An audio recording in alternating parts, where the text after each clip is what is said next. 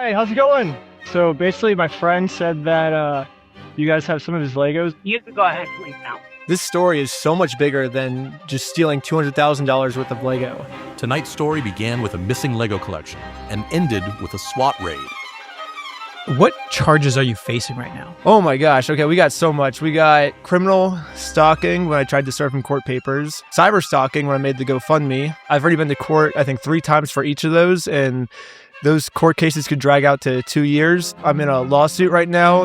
The lawyers are saying $10 million minimum. Are you stressed out right now with the lawsuits? No, it's fun. I love it. Looks exactly the same. Their logic is if I'm in jail, I can't release my documentary, and then they get away with their crimes. It seems like they've done anything and everything to stop you. We play differently here. This is a classic example of corporate greed, working with a lot of money, using the cops to sweep a crime under the rug. These are sets he has not been paid for. They're not going to get away with this. I am no longer allowed to even mention this mystery company, or I will be in jail. They're trying to silence me right now, but I'm just going to come out and say all of their secrets that they don't want you to know. Reckless Ben, thank you so much for coming on the Iced Coffee Hour. Oh, yeah. Well, thanks for having me. This place is sick. Thank you. You have created arguably the #1 story of 2026. I never thought I would be so invested. I'm not going to lie. YouTube recommended me this video maybe 20 times, but I saw $200,000 worth of Lego stolen, and I honestly could not care less. And then Graham said, you need to watch this series. Oh, it's yeah. insane. And I watched the first episode in 10 minutes. I was completely hooked. It almost has nothing to do with Lego. Yeah. I feel you on that. I would never, ever click on a video, like an 1.5 hour long video on Legos either. I was kind of just banking off the fact that kind of exactly what you said, like 1 or 2 people will see it and they're just going to tell everyone about it, you know, and then they finally watch it and they tell their friends. I was like, okay, it'll just, like, it's not a good hook, but it'll spread, you know. I need to correct you right there because it's not actually Legos. It's actually just Lego. Yeah, a lot of people have been saying that. It's like deer is what they say. Or you don't fish. Say, you don't say deers, you just say deer. But it seems weird to be like, hey, can you please give me the Lego back? Because then I think like, oh, he stole one piece of Lego. Singular you know? Lego. I'd agree with you on that. I don't know if a singular Lego piece can be worth $200,000. There's a gold brick that's worth a lot of money, and some of the minifigures are worth substantial. Is it actually gold? Yes. It better be gold. Yes. At $200,000. Yes, I believe they only made 6 in the world. Whoa. 24 karat gold. Maybe you should buy it. Good alternative investment. I would love Beat your to. portfolio. I know. I Well, was the international index ones. I would love to. Anyways, $200,000 of Lego was stolen. What do people think this is about, and what is it actually about? I guess like from the clickbait, you're like, oh, I'm gonna get a thing into like Legos and so I don't really care about Legos. Like maybe I won't watch it, you know. But when you actually like watch it, it's about corporate greed and like a corporate entity that's in the wrong, bullying the little guy because they can, you know, because they have power and they can get away with it, even though they're not right. They can get away with it, and it's kind of a theme of like our justice system of like, because you're taught growing up, oh, if you're in the right, you'll win. If you're in the wrong, you'll get punished. But throughout this video, you kind of see it's like whoever has more money, they kind of maybe get this, like it goes their way. And then if you don't have money, even if you're morally and legally in the right, you can get screwed over just because you don't have the resources to fight. What charges are you facing right now? Oh my gosh. Okay, we got so much. We got criminal stalking when I tried to serve him court papers, cyber stalking when I made the GoFundMe. I've already been to court, I think 3 times for each of those, and those court cases could drag out to 2 years. So that's the criminal side. I'm in a lawsuit right now. The lawyers are saying $10 million minimum for me and my friends, what we're gonna have to pay if we lose. But I think we're gonna try and fight that, obviously. We got the TRO, which could be a real restraining order. I got a second restraining order coming. They haven't served me yet. I'm still, I don't want to say on the run, but they're not, we'll just say they haven't served me yet. Fled to Mexico. That coming. Yeah. So that's coming. I haven't been to my house since this dropped because of, first we had a warrant for my arrest, but I got that dropped. We're dealing with that in court now. Then right when that got dropped, I got a second the first restraining order. So I was like, still can't show back up to my house. Then right when they served me by email, now I have a second restraining order that they're trying to serve on me. So the police has just been after me this entire time. They're trying to get me with extortion because they're saying that I told them if they don't give me the Legos back, I'm going to burn their corporate headquarters down and everyone. So I guess that's extortion, which is like super illegal. I didn't do that, but they're Where saying did they I get did. that idea of?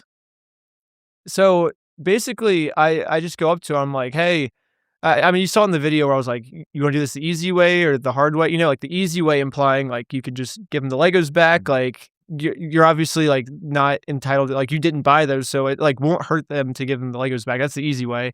And the hard way is like everything that's happening now. You know, it's like we take them to court, we show the world that they stole the Legos and their brand drops because of it. Like that's the hard way. But I think he thought the hard way was I burned down the building and everyone inside is what he took that as. That's the hard way? That's what I mean, I told him, I was like, hey, like once we make a documentary on this, like it's not going to be good for your brand is what I said. But he took that as I'm going to burn down the building and everyone inside. And so immediately after I talked to him, like I have the body cam footage. He goes and like I have the security camera footage of the corporate headquarters because it was in Discovery. And he just immediately calls the police. He's like, hey, this YouTuber just came in and said he's going to burn down our building. I'm like, what? Like, what? Wow. And then I submitted all the raw footage to the police that shows that I didn't do that. Like you can see, I go up the elevator, I talk to him, I go down the elevator back to my car, no cuts. I submitted that whole raw footage to the police. I'm like, I don't know where he's getting this.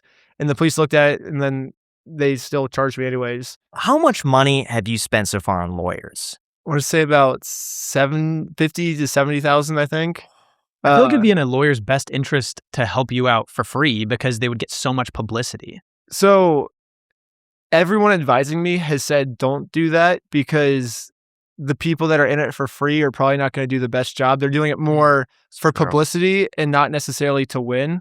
So because at first I thought the same thing, but basically everyone I talk to says, make sure you don't get a lawyer for free. Make sure you pay them because then there's like accountability if they don't do the right thing. It's like, oh, well, I paid you, you know, where there's kind of an out if they do it for free. Like, hey, he's not paying me, so maybe I don't have to go above and beyond. I agree with that. How did you first discover the story about missing Lego? So I just put at the end of my previous video, I said, hey, if you have a problem that the police can't solve, email me at this email. And I had made a whole email just for ideas. And I got probably like 10,000 like email ideas. And I posted it on the way to Burning Man. And then it started raining. And so it was like muddy at Burning Man. It was like a 26 hour wait to get inside. So me and my friends were just going through all the ideas and we would just like star all the ones that we thought were the best. And we came with like probably 20 ideas that we started on. Some of them didn't really work out because like, as you could tell, like when I first did the Lego video, the first thing I do is I walk to Bricks and Minifigs and I'm like, I just want to hear their side of the story, you know? And then obviously they kick me out and they like get upset at me. So a couple of the video ideas were like, okay, let's hear their side. And it's like, oh, well, it turns out this is kind of a misunderstanding or something. Or like, I guess they weren't actually the bad guys, you know? So that happened a couple of video ideas. And the Bricks and Minifigs was kind of just one of the ones where I was like, okay, let me hear their side. And they just got super upset at me. So I was like, okay, let me just keep pursuing this, you know, because it seemed like there was like a huge injustice. So I was like, okay, I'll just keep doing this, you know. What were some of the other ideas that people sent in? Oh my gosh, there were some amazing ones. Like, what's the craziest one? Because I'd imagine if you just say, hey, give me a case the police can't solve, you're going to get like just wild stories. Well, I'm currently working on 12 of them side by side. A lot of them I'm still undercover, so I don't really want to, at least on the record, not go into them yet because then all the audience, it just takes one troll in the audience to be like, oh, I'm going to tell this company that Ben's undercover in them right now, you know, and then it ruins the whole thing. And I'm like deep in some of them, you know. Tell us the ones though that you're not doing that were just crazy. Like, are you getting like murder cases?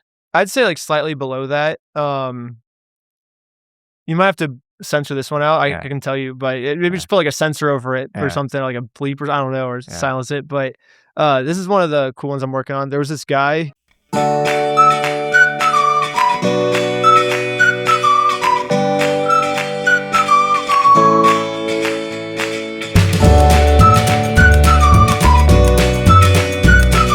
It's like literally the exact same plot line as the Lego video. And so we go in, we're like, hey, we solved this case for you, you know? And they're like, if you don't leave right now, we're calling the cops on you. And now I'm like completely now I'm invested. This is like one of the most horrible things I've heard in a long time. That's what I'm saying. It's like a few steps down from. Some of the things that I see you do are like, I would say categorically genius. Like being able to come up with "We steal from old people" is the company name and the tagline is bricks and minifigs.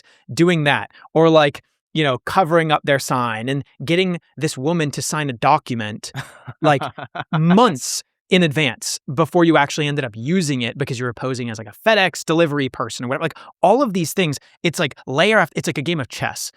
Move after move after move after move. Yeah. I'm curious, what would you say your like actual value is, like your skill set? Like what do you attribute this to? Are you like a PI, an investigator, like a detective? I actually like the chess analogy, and I use that analogy a lot. I'm like, this is like a game of chess, and the way I win is the unpredictability. So I like chess a lot. I go to a chess club every Thursday, but it's like, okay, so if I play like a normal like E4 opening, you know, and stuff, and you play a normal opening, it's like I might win, I might lose if we're like the same skill level, you know. But say I have like someone who's just like a beginner at chess and doesn't know anything, and they just make some really weird moves I've never seen before. They might beat me just because of how weird they're playing. And I don't know how to like counter their moves, you know. So I kind of do the same thing. I'm like, okay, I'm gonna come up with some weird like strategy that's so outside of the box, you're never going to see it coming. And even though it's the stupidest thing ever, I might like beat you because you won't know how to react. You know, it's like, this is like, you're right. Like the thing where I'm like the FedEx thing or something, like they didn't know how to react when they saw that signed document. So they literally would just close their store out. Like they stopped calling the cops on me and they would just close their store down.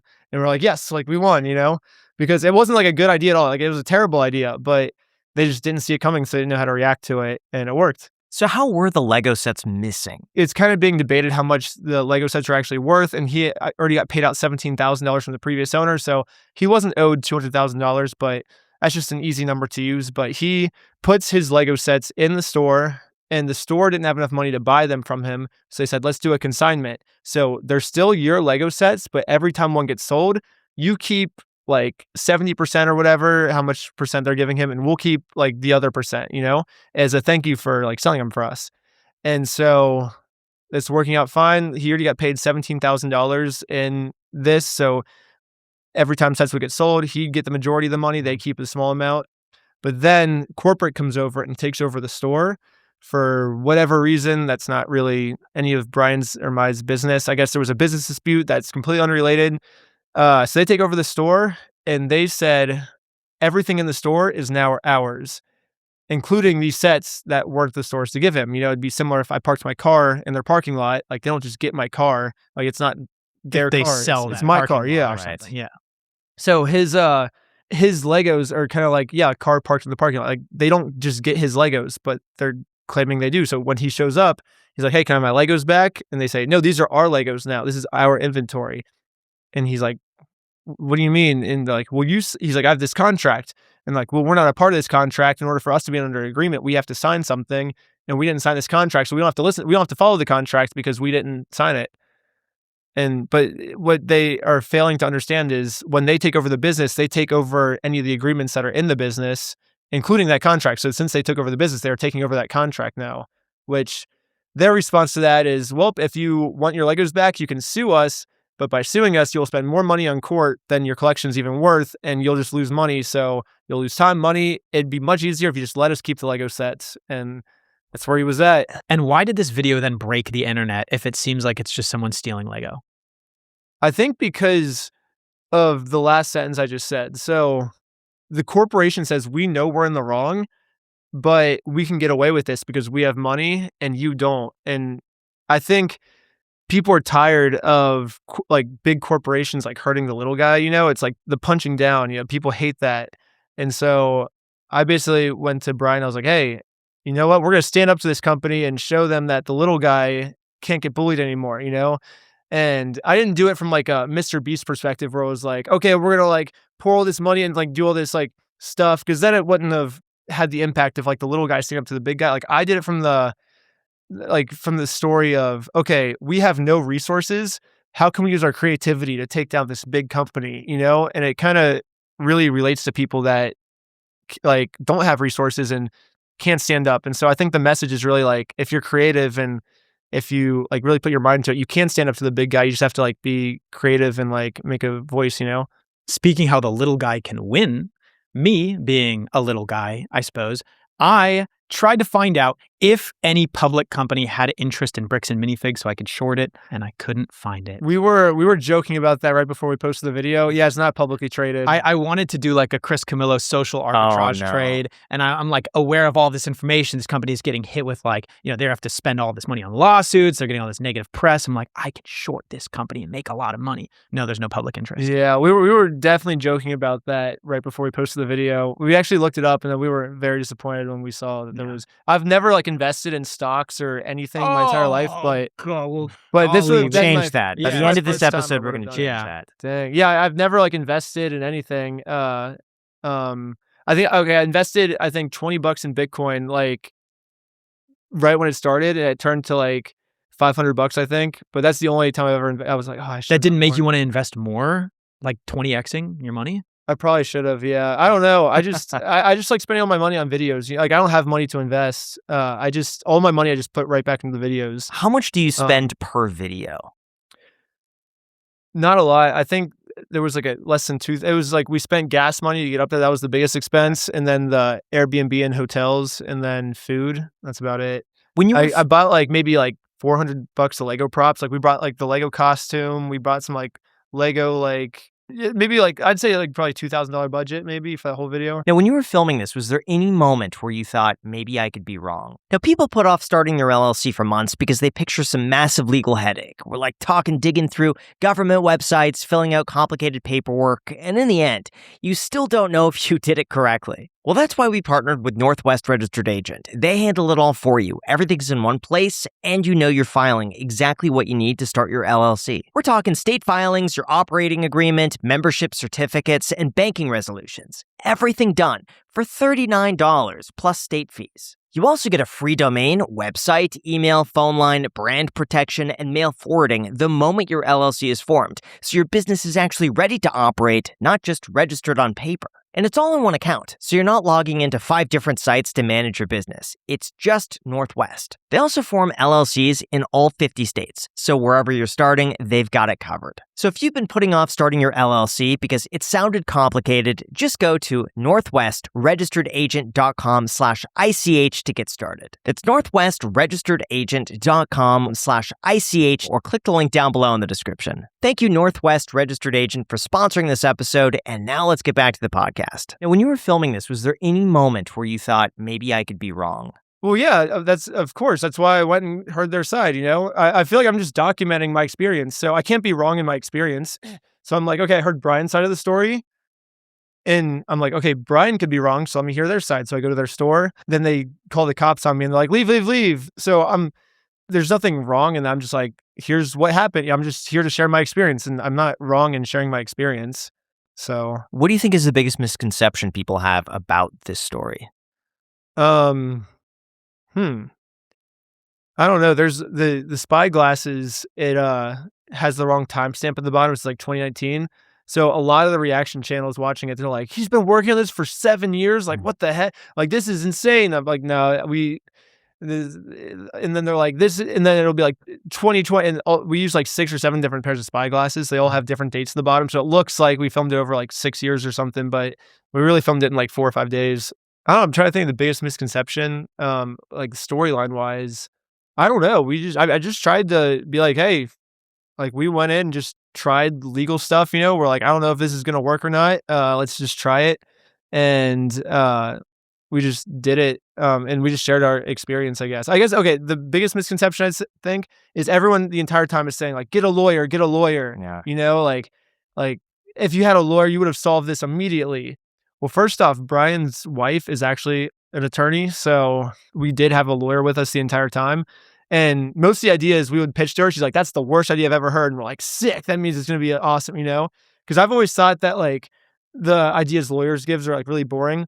But at the same time, we wanted to do it from the perspective of someone who doesn't have resources for a lawyer, And because a lot of people, like, say I just like threw like $50,000 of this video and we did it like the right way and we got the Legos back like easy, then the people watching at home are like, oh, well, he could have only pulled that off because he has money, And it's not like inspiring me to like stand up to my bully, So I wanted to do it from like the point like from the perspective of someone who literally has nothing, That way, when you watch my video, it's like, there's no excuse. Like, if I can do it, you can do it. Like, go out. I want it to be inspiring for people, Like, if I could do this with literally nothing, you can stand up to your bully. You can stand up to the person pushing you around. And so how did it go from something as simple as just standing up to your bully and like wanting to make something right? Some guy had his Legos stolen. You just want to return his Legos, to you then being, what would you call, like, charged with 6 crimes?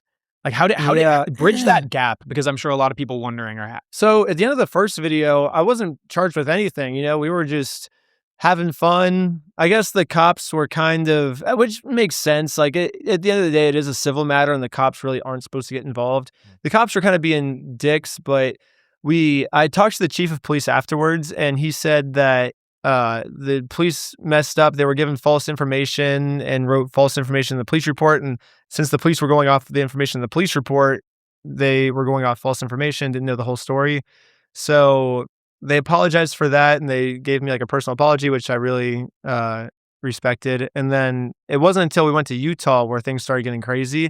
And I think this is once they found, so the whole first video, they just thought I was some kid. Like, I remember the phone call, he's like, are you just some kid? Like, this isn't how the world works. Like, you're just he's like, are you young? So they just thought I was some like stupid idiot that they could like bully around, And then in the second video, I think this is when they find out on my YouTube channel, because when we did the lawsuit, I had to like put all my information in the lawsuit. And so I think they were like, let's look this kid up, and they found my YouTube channel.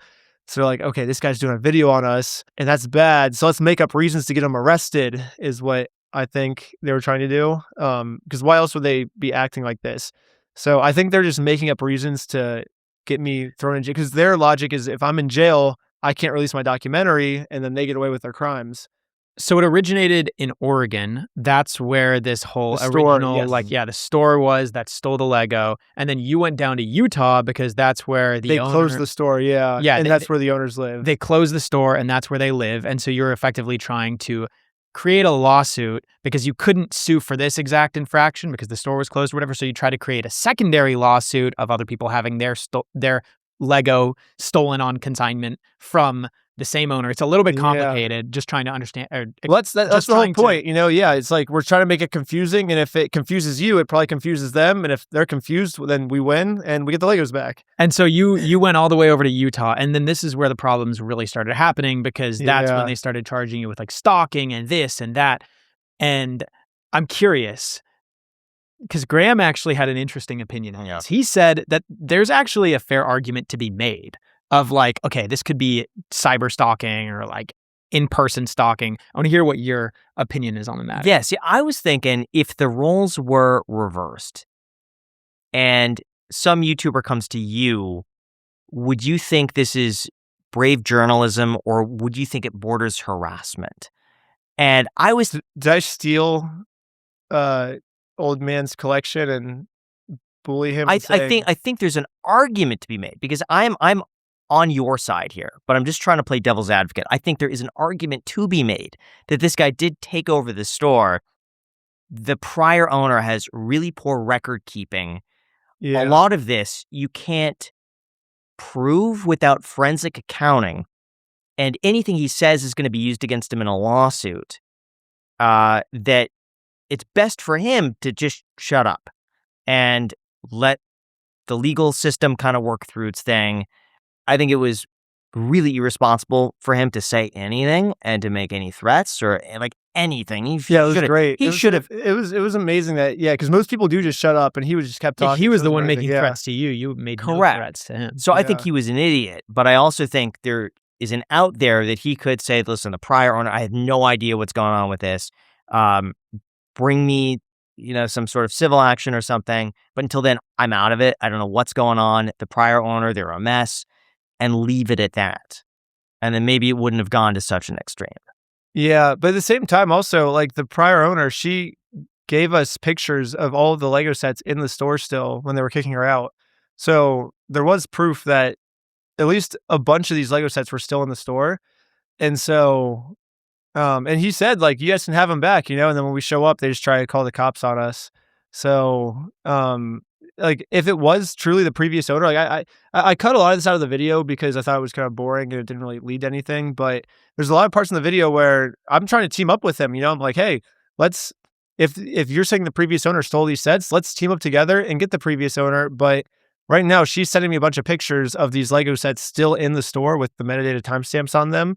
So it seems like you guys took the set. You know? We're skipping ahead a little bit, but I saw in the CoffeeZilla video, the prior owner did admit that there's a chance of sloppy record keeping. Yeah. That she might have stole some too. I think there's a equal chance that the previous owner stole some and the new owner stole some. But I tend to think, just from my own opinion here, that it's maybe not theft, but really just irresponsible placement, record keeping. You probably have employees who are in there. Yeah. Sets get misplaced. Sets are sold, not recorded. Money goes elsewhere. And it's not maybe intentionally trying to steal money, but it's just, these are people who maybe weren't the best business people who. Yeah, that's what the previous owner seems like. And it seems like, so her response to this is, because I've asked her, I try to be equal with both sides, the Bricks and Minifigs and Crystal.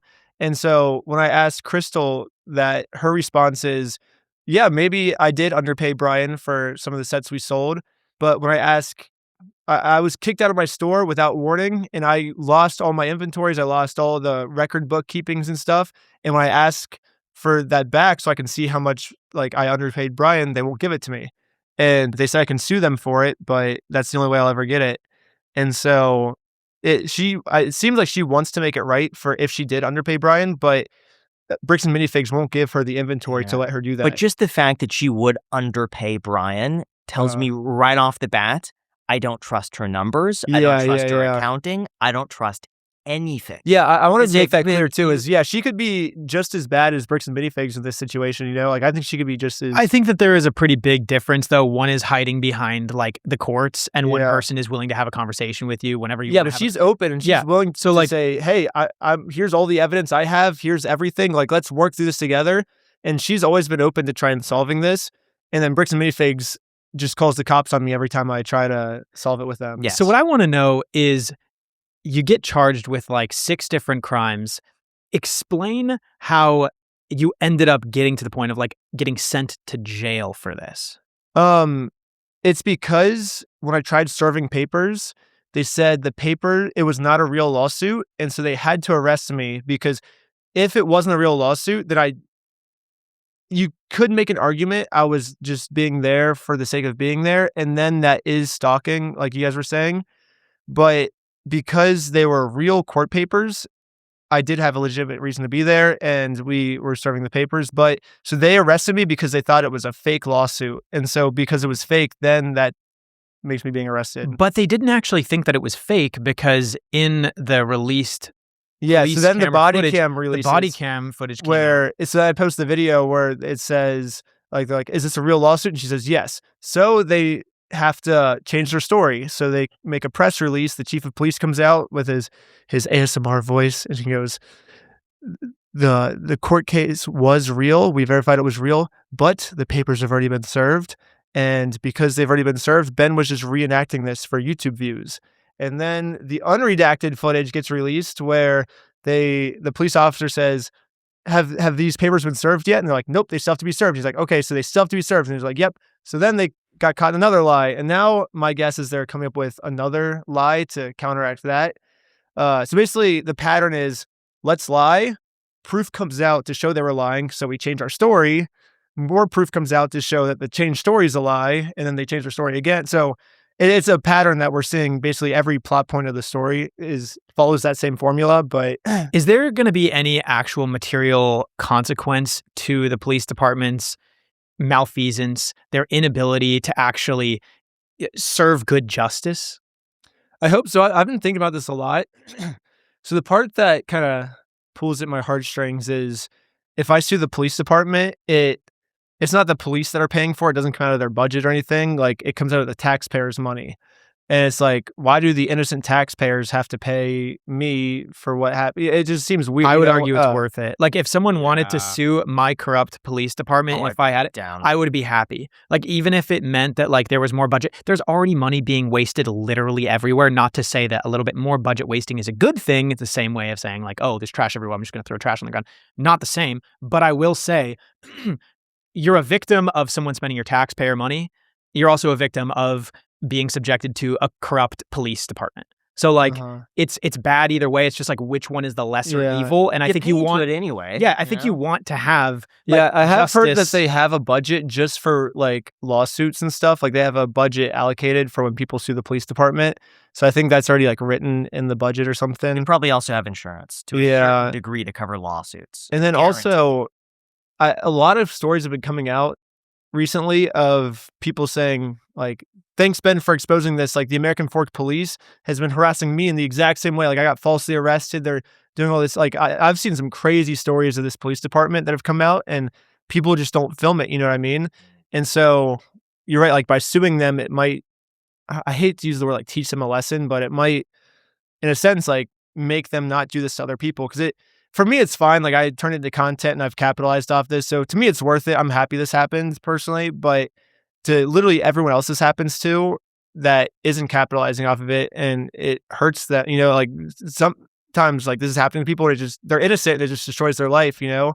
And that makes me really sad. And it makes me want to do anything I can to make sure that never happens again to more people. The problem is when the people that are supposed to be arbitrating or mediating something, like the referee, the umpire, when they're biased, then there's no rules. There's no common language that you can use to try to find equity or equality. And so like the same thing happens with freaking SGA in basketball. Okay, he can flop as much as he wants, but it only actually makes an impact when he's not called on it and he's able to do it as much as he wants. Same thing as 2008. Like a big reason why the recession happened is because all of these like mortgage-backed securities or whatever, they were like rated, or you know, there's 500 data points within it and they were supposed to rate each 500 data points, but they were selective and only rated a couple. We had like a whole episode on this. And so like they would approve them as like very safe investments when in actuality they weren't. It's like the referees, the people rating the thing, like the umpire, the referee, when those people are corrupt, that's when nothing can be trusted. And that's exactly what's happening here. So I'm actually more frustrated with the police department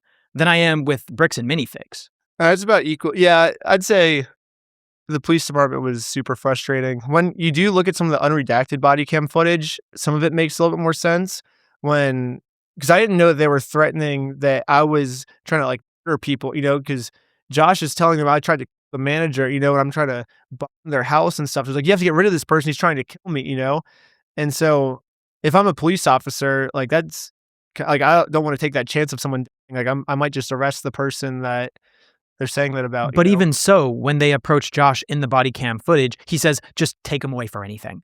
Yeah. He says, whatever it is, just get him away from here. I don't care. Charge him with anything. That does not sound like someone who wants to use justice or like reason or any system of fairness to try to like find the clear truth. When they talk to you, you're very composed and you're very patient. People in the comments were joking in the released body cam footage that you should be called not reckless, Ben, but patient because of your like extreme exhibition of patience with these like insane things that are happening to you. I've never really had like bad encounters with the police. I've had a lot of police encounters and it's always been good. And I guess I've always just been taught like if you show the police respect, they will show you respect, you know? And it's always worked like that for me in my life.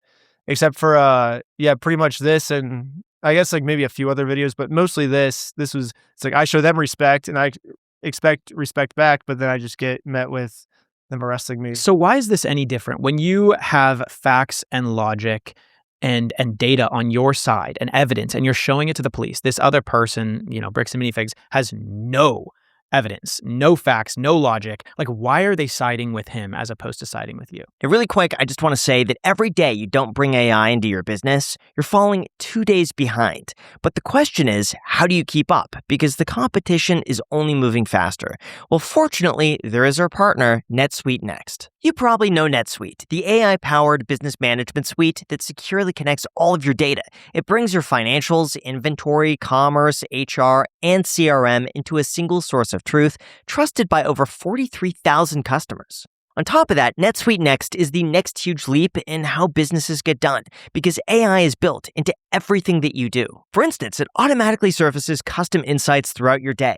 AI agents work alongside with you to solve problems and handle the routine work. And anytime you have a question about anything, just ask. It's like you're having a conversation with a colleague. NetSuite Next is customized for a wide range of industries, so it supports the way your business truly works. So whether your company is running millions or even hundreds of millions, it's time for NetSuite Next. For the first time ever, you could try NetSuite Next for free. If your revenues are at least in the 7 figures, just go to netsuite.ai/iced. Again, that is netsuite.ai/iced, or click the link down below in the description. Built for every industry, ready for every boardroom, netsuite.ai/iced. Now, you might be hearing that AI is transforming work, but if you've actually rolled it out in your company, you know how it usually goes. You make the investment, everyone gets onboarded, and a few months later, no one's using it. Well, thankfully, today's sponsor, Superhuman Go, is actually built to stick. For those unaware, Superhuman Go is an AI chat that sits right on the side of your browser, ready to help you with any task that you're working on. It's actually from the makers of Grammarly and works inside the tools and sites your team already uses. Like whatever's on your screen, I'm talking an email, a document, a website,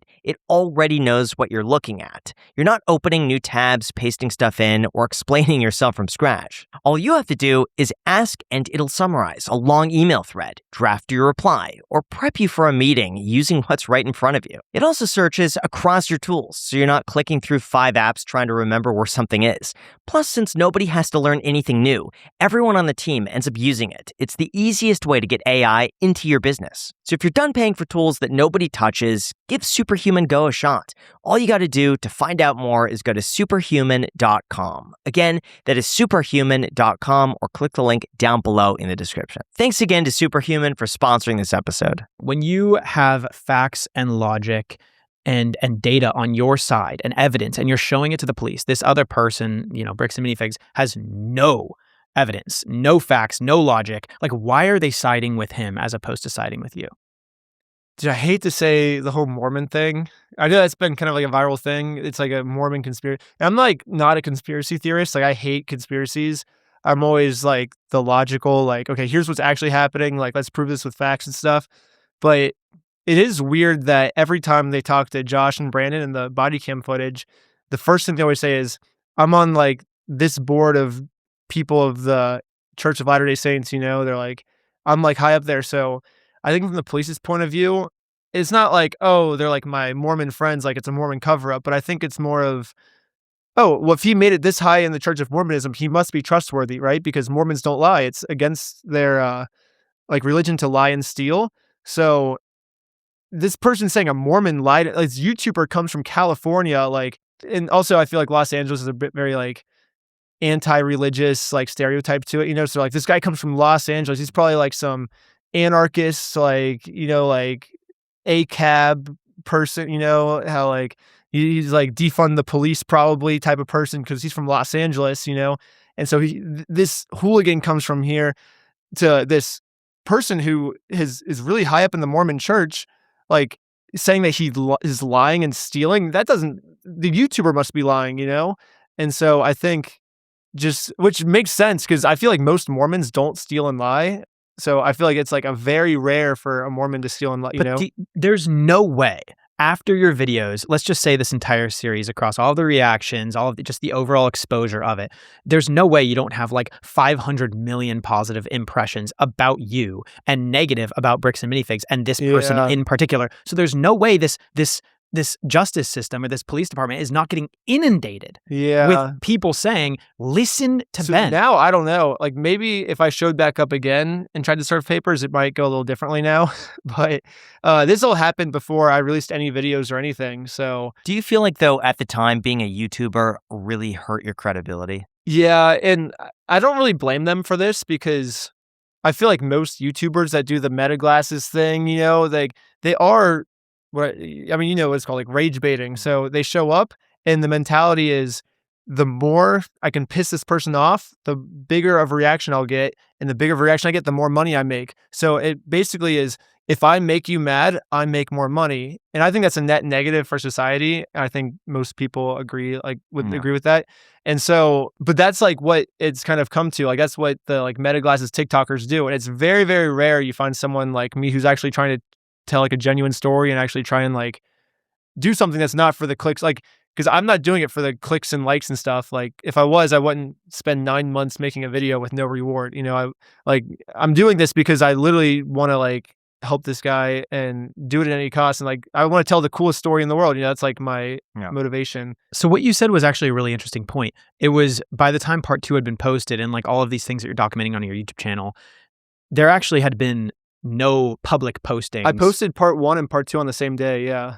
Okay, so that's actually fascinating because I, as a viewer, was kind of under the impression that like by the time part 2 had rolled around, part 1 had already been posted. No, I posted on the same day. Even with all of these millions and millions and millions of views, this police department is still just like completely ignoring it. But then you also said that they had actually listened to your responses, and it came back with a changed story. That was in the press release. Yeah. So that was after I posted. So after I posted the video, then they did a press release because I think they were getting a bunch of hate, like you said. And then they changed their story to say, oh, it was a real court case. He just already served the papers. And now he's recreating because I thought by saying that they could get out of it. But then the unredacted body cam footage released and we got to see that was a lie. But at any point legally, do you think that maybe you took it too far? I try to do a thing, and everyone has a different line, you know, of what's too far. But for my personal line, so say like there's a line right here. I try and see like, okay, how far can I go? Like how close to that line can I get without crossing it? Like that's my personal goal, you know, because I think that's just like the most fun for me. Like that's been the whole thing with everything. Like I don't know, you've seen my slackhunting videos. It's like how dangerous of a trick can I do without dying? You know, like I want to get close to like where it could be like really dangerous, but like I'm still going to be fine. You know, like how close can I get without crossing it? And so I try and do that with like every aspect of my life, I guess. And maybe for some people, I think the line is here. Like a lot of lawyers reacting to it, their line is like down here, you know? So just by me, like the first 10 minutes of the video where I don't even think I did anything yet, they're like, oh, Ben's already crossing the line, you know? So everyone has a different line. The one thing I saw was that a lawyer was breaking down you having people sign a document without knowing what was in the document, or you like changing like a little line in the document and adding it in and then like sneaking it in. And a lot of them were saying, oh, are you talking about the McCabe Manor thing? So I don't know. I just come up with like legal like ideas, I guess, that I just kind of pull out my butt. I'm like, this would be funny. Like, kind of like the chess move. Like, this is like the stupidest chess move in the world, but maybe they won't see it coming, and maybe that's how I can get away with it. And I just like, I was like a mechanical engineer, like a science major in college. And so in science, you just kind of come up with something. You're like, let's test it. You know, let's see how it works.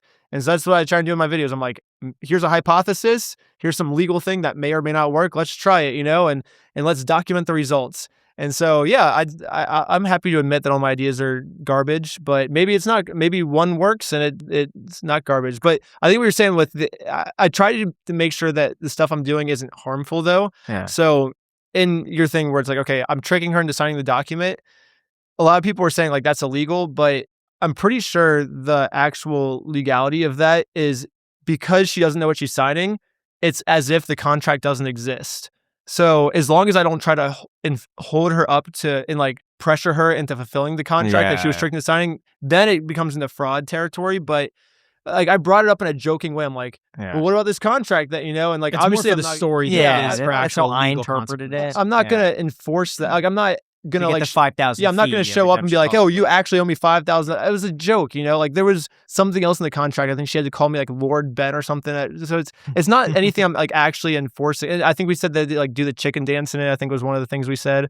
But so none of the things we're actually trying to enforce. It's just goofy for the sake of How do you come up with funny. these ideas? Like the other one was the lottery. Oh yeah. How do you come up with this? I don't know. I just try to think of like what would a lawyer tell me to do, and then how do I do the exact opposite, kind of. Or I just think of things. I don't know. I just have a weird brain, I guess. So the way I came up with the lottery specifically was, I try to my storytelling is I try and take complex things and simplify them so anyone can understand. And so I had no clue what like a civil crime versus criminal crime was. Like I knew they were like legal words, but I didn't really know what they were. So when I'm looking them up, I'm looking up, okay, so these are civil crimes on this side, like it's something the court deals with, and these are criminal crimes, things that the police deal with. And like it's just we voted on like, okay, so there's two types of crimes, like one the police deal with, one the court, and like we just vote on who deals with what type of crime.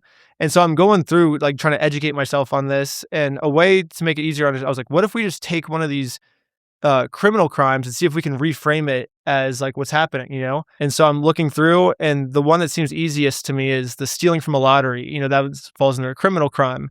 So I was like, well, technically, maybe we could frame this as a lottery, you know, like if we actually run a lottery, like there's still Brian's to give out, like maybe we just sell one as a prize and then it could be a lottery. So I thought that was an easy way to illustrate to the audience what a criminal crime versus civil crime was. And they're like, okay, now let's just act it out, you know, let's do it in real life. Let's do a lottery, and they can pick it up at the thing. And it ended up not working out, but I thought it was worth a shot. It made for some funny footage. And How much legal research do you do?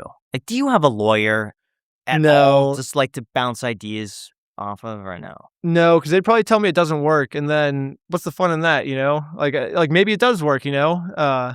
Like at the end of the day, I think it worked. Like we shut the store down, and I think we would have won the 10 lawsuits if we would have actually gone through with it, because I think it would have worked, you know? But I don't know, like it's worked for me every single video so far. Like McCamey Manor, like everything we did to him ended up ultimately working. We shut down. I was the last person to ever go through that haunted house. So everything I've done has always worked so far. So, What do you think is the strongest argument Bricks and Minifigs has against you?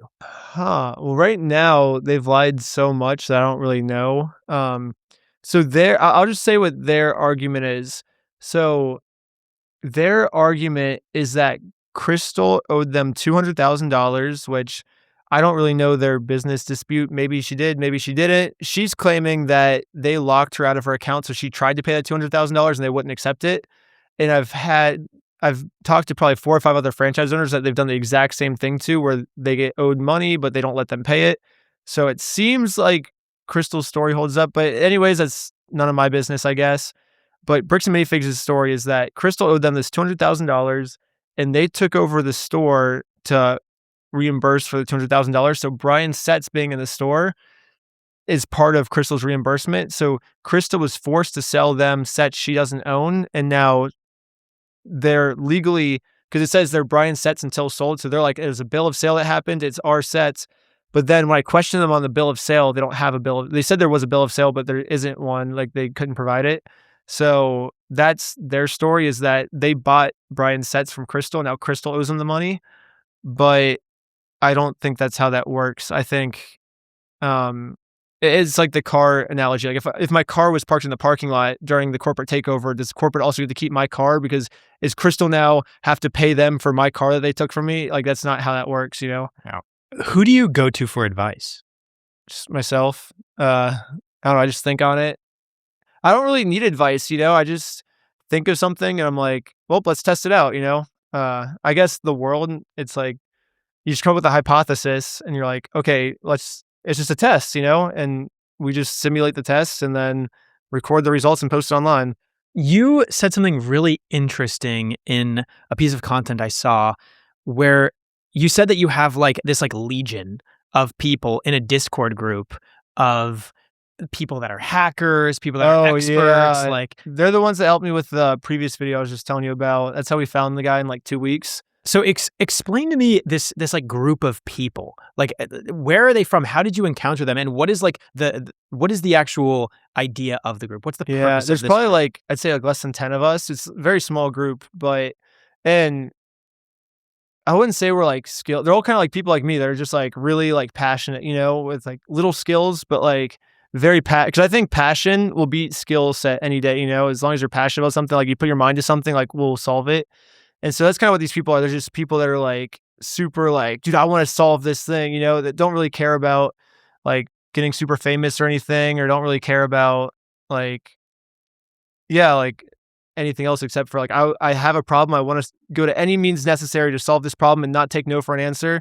And that's what this group of people is like. And I just put at the end of my video once, I was just like, hey, anyone want to help me investigate things? And I had like a couple of people hit me up, and I just put them in a Discord and we just started going to town, I guess. What skills do you think are the most important to solving mysteries like this? Oh, just not taking no for an answer. I think you can be as skilled as you want, but if you're not passionate about it, you're not gonna.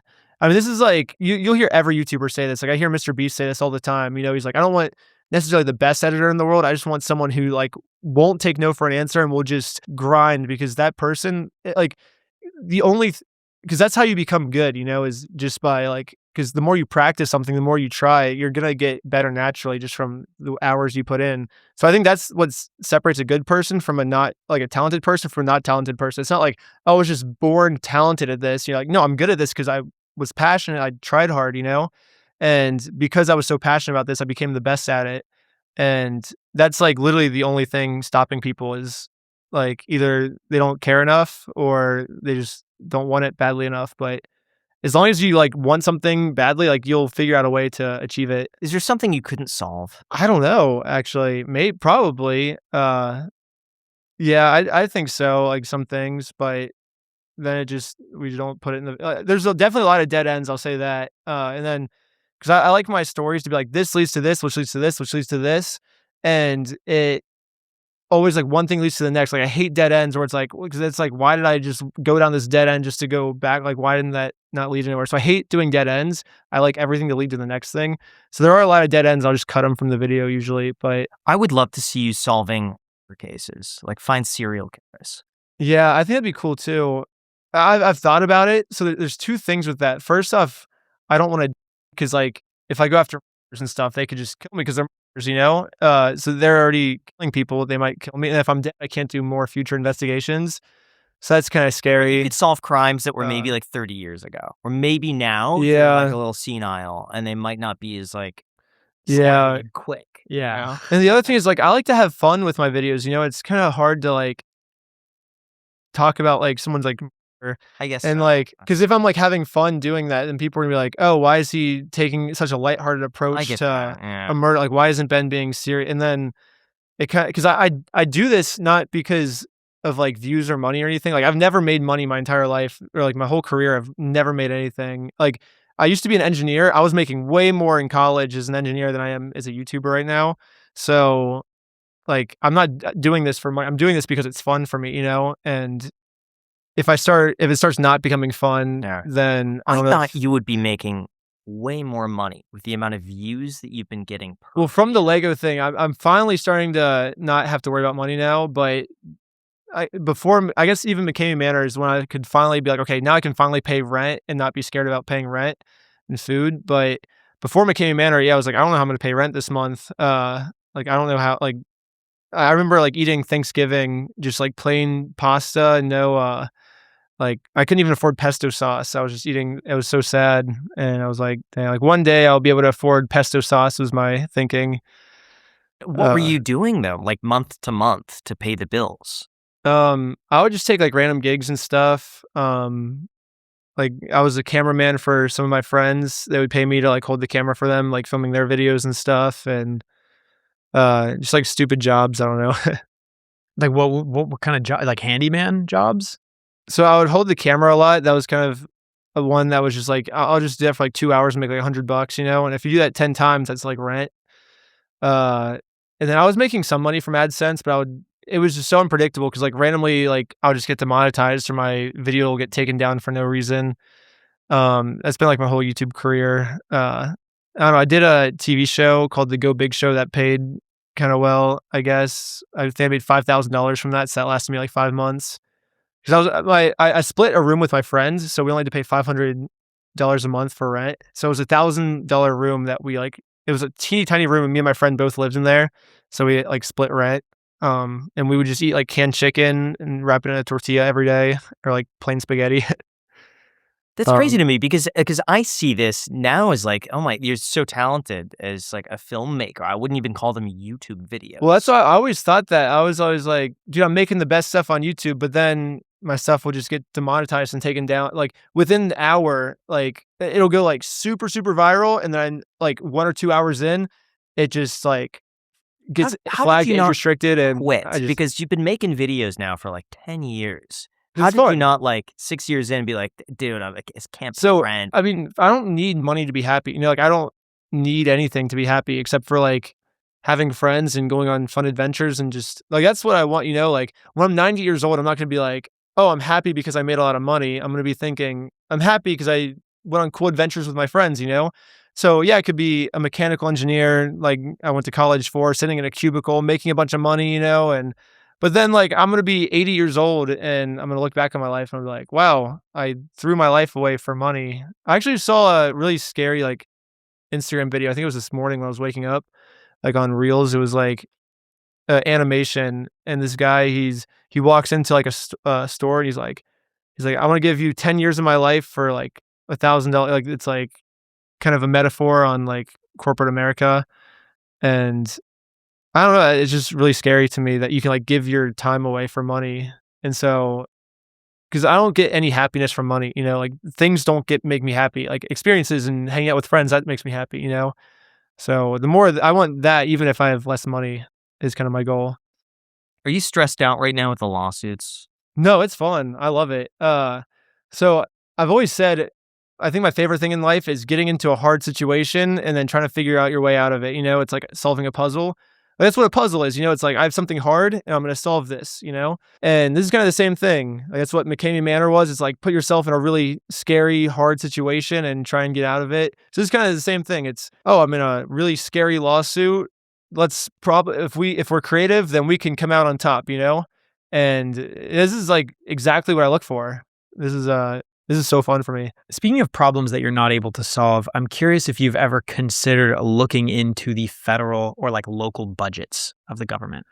Ooh, I was thinking about it. I was actually talking about this, I think, yesterday. We were like, what if we looked into all the fraud the government does?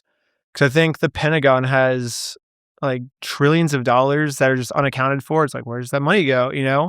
And it seems like that could be like a big thing to investigate. But there's two things with that. The first one is like, am I actually gonna be able to like solve anything? Like you might need like really high clearance for that.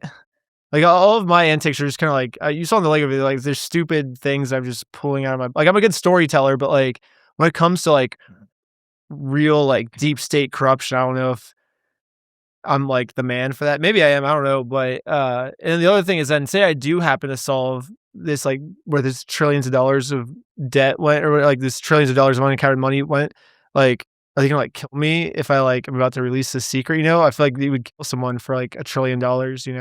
Yeah, what do you think about Nick Shirley? I haven't really watched many of his videos. I think he investigates some like really important problems to investigate, and I've heard some people don't really like his investigative style, I guess. Like he's kind of similar to me, I guess, where we just kind of are stupid about it. So I don't know. I got to watch more of his videos. I don't really have an opinion on him, but I have heard some of the things he's uncovered is like really insane. Like all the fraud and stuff he's uncovered is pretty crazy from what I've heard. Yeah, maybe you could start with something like local government funds misappropriation or something instead of going straight for the Pentagon, because I also think that realistically that's going to be impossible. Yeah, I think the government is really inefficient and they're really like wasteful. So I think we need people like us to hold them accountable, I think, and to like shine light on it, or else, because I think the thing with like, they say with businesses, right? Like you have like Apple and Microsoft competing to be the best, right? And so because there's that competition, they're both gonna do the best they can to, because if they're not trying their absolute hardest to make the best products, then their competition is going to make the best product and people are going to buy from them instead. So competition forces you to make a better product and to like do things ethically. And then with the government, there's no competition.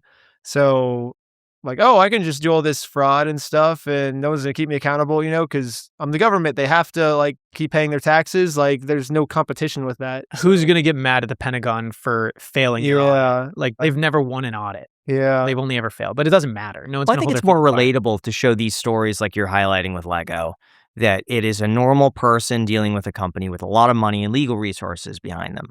I'm down to do whatever. Like the 12 videos I'm working on, they're all kind of the same, where it's like, oh, I'm just some dude solving these crazy crimes, but all the crimes are different, like they're all very, very different things, like ranging from like some of them are silly, some of them are very serious, but all of them have a good story, and all of them are like from the perspective of like a guy with just like no resources, which is how they're all connected. How many times have you been arrested? Now, really quick, I just want to say that when Jack and I first started the podcast, we had to figure out everything ourselves. From the best cameras, the best editing equipment, how to get our guests. Every single day was a brand new challenge.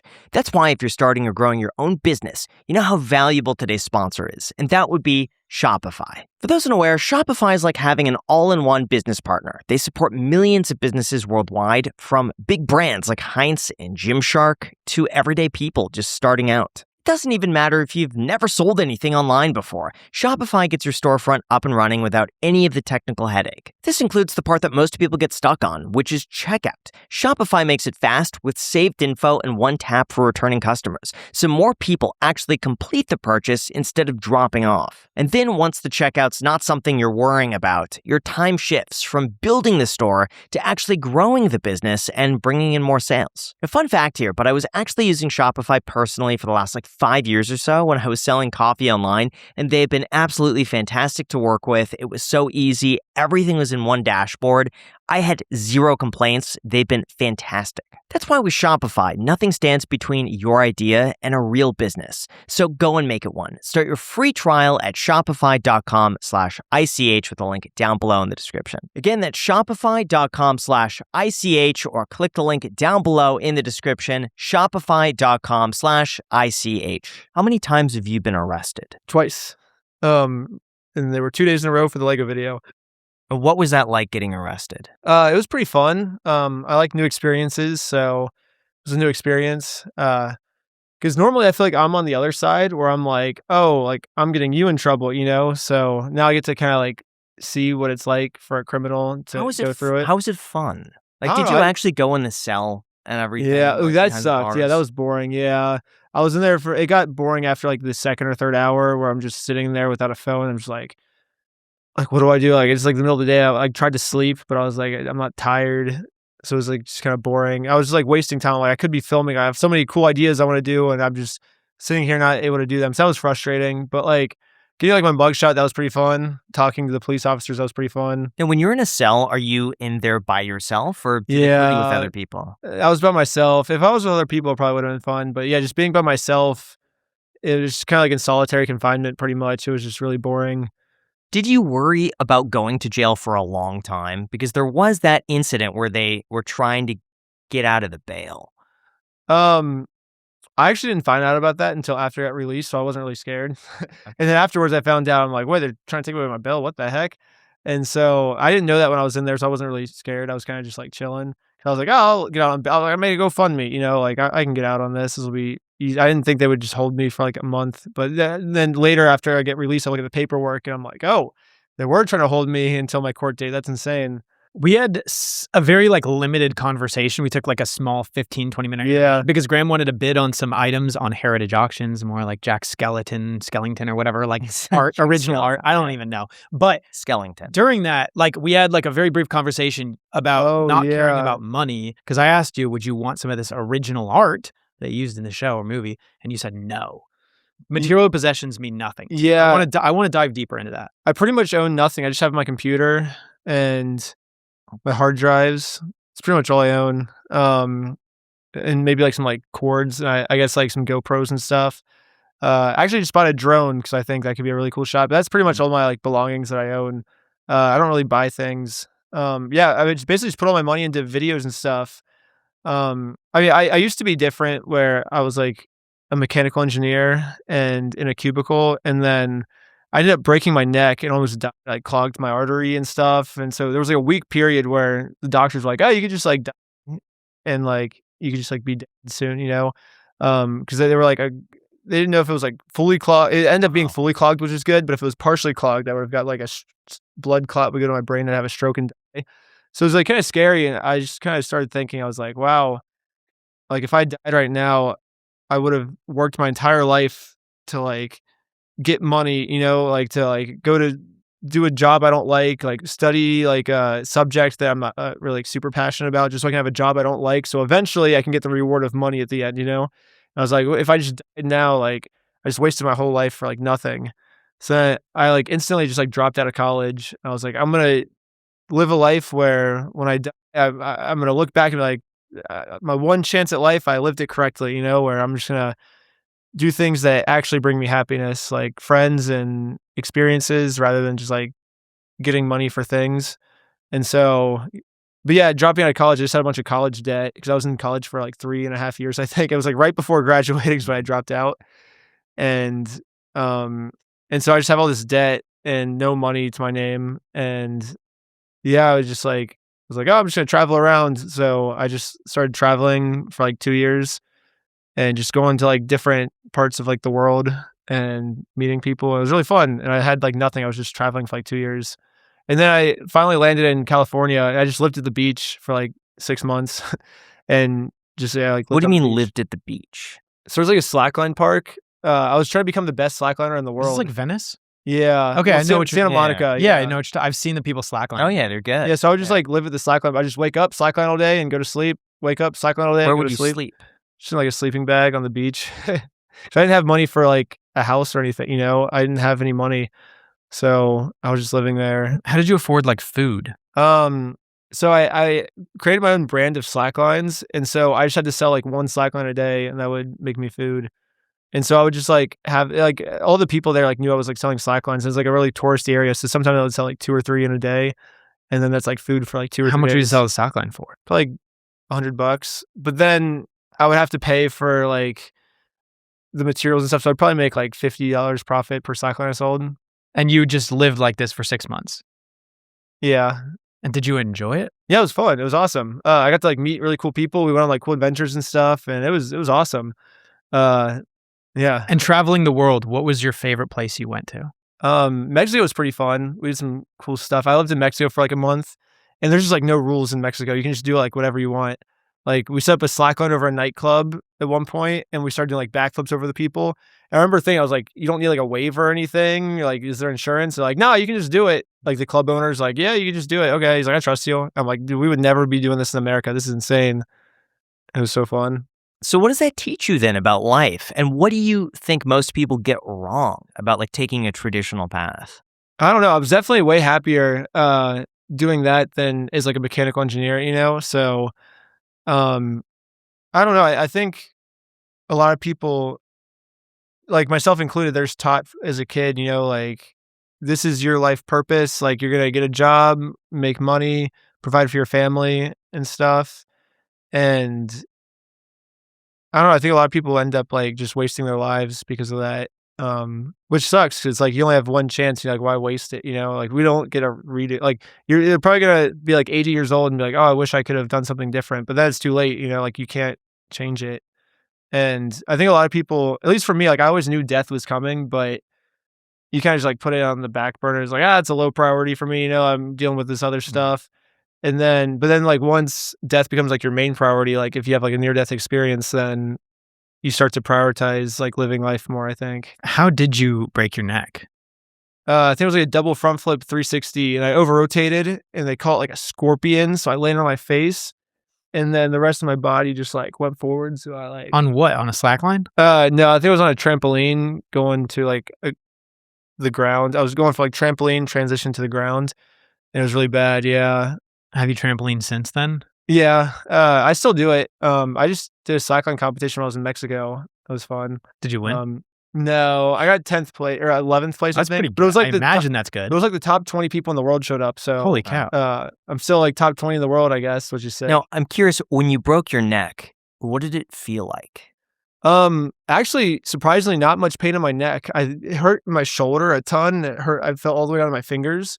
But I remember I didn't even go to the hospital for like over 24 hours. I actually went on a camping trip the next day. We went into the woods. I was like, we're on like a 6-mile hike. What? And, cause I thought I just pulled my shoulder. I was like, oh, I probably just like, I didn't feel that much pain. It was all my shoulder that hurt. I guess it hits nerves and stuff, and then finally I was in so much pain. I didn't take any pain medicine or anything, which was probably stupid. It was about the 24-hour mark.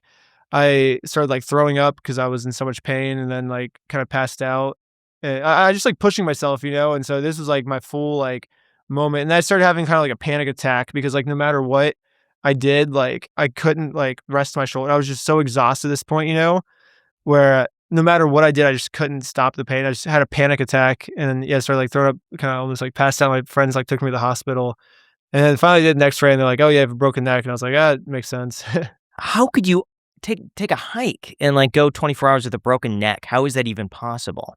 I don't know. It was good vibes. Like we were having fun. It was me and my friends. We were chilling. But then I remember, so what happened was is, like we were just having a good time. I think it's like the mental state I was in was just like good. And then because we were all having fun, like this was like our vacation. Like we've been planning this for like months. I guess it's like camping trip.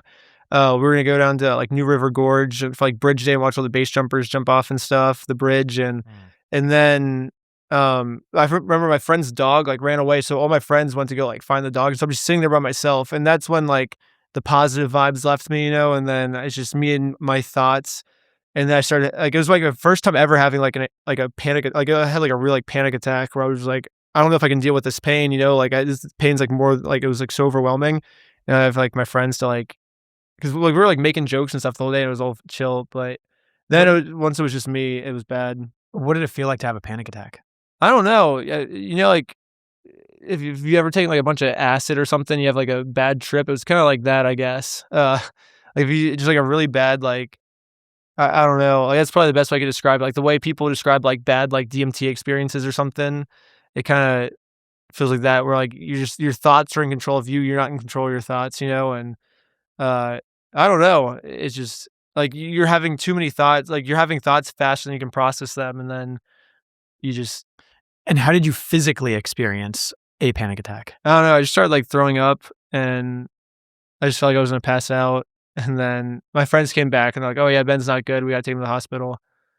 I don't know. I just remember like sitting there, just like I remember like no matter what position I kept like trying to change position. Every time I changed position, it would just get worse.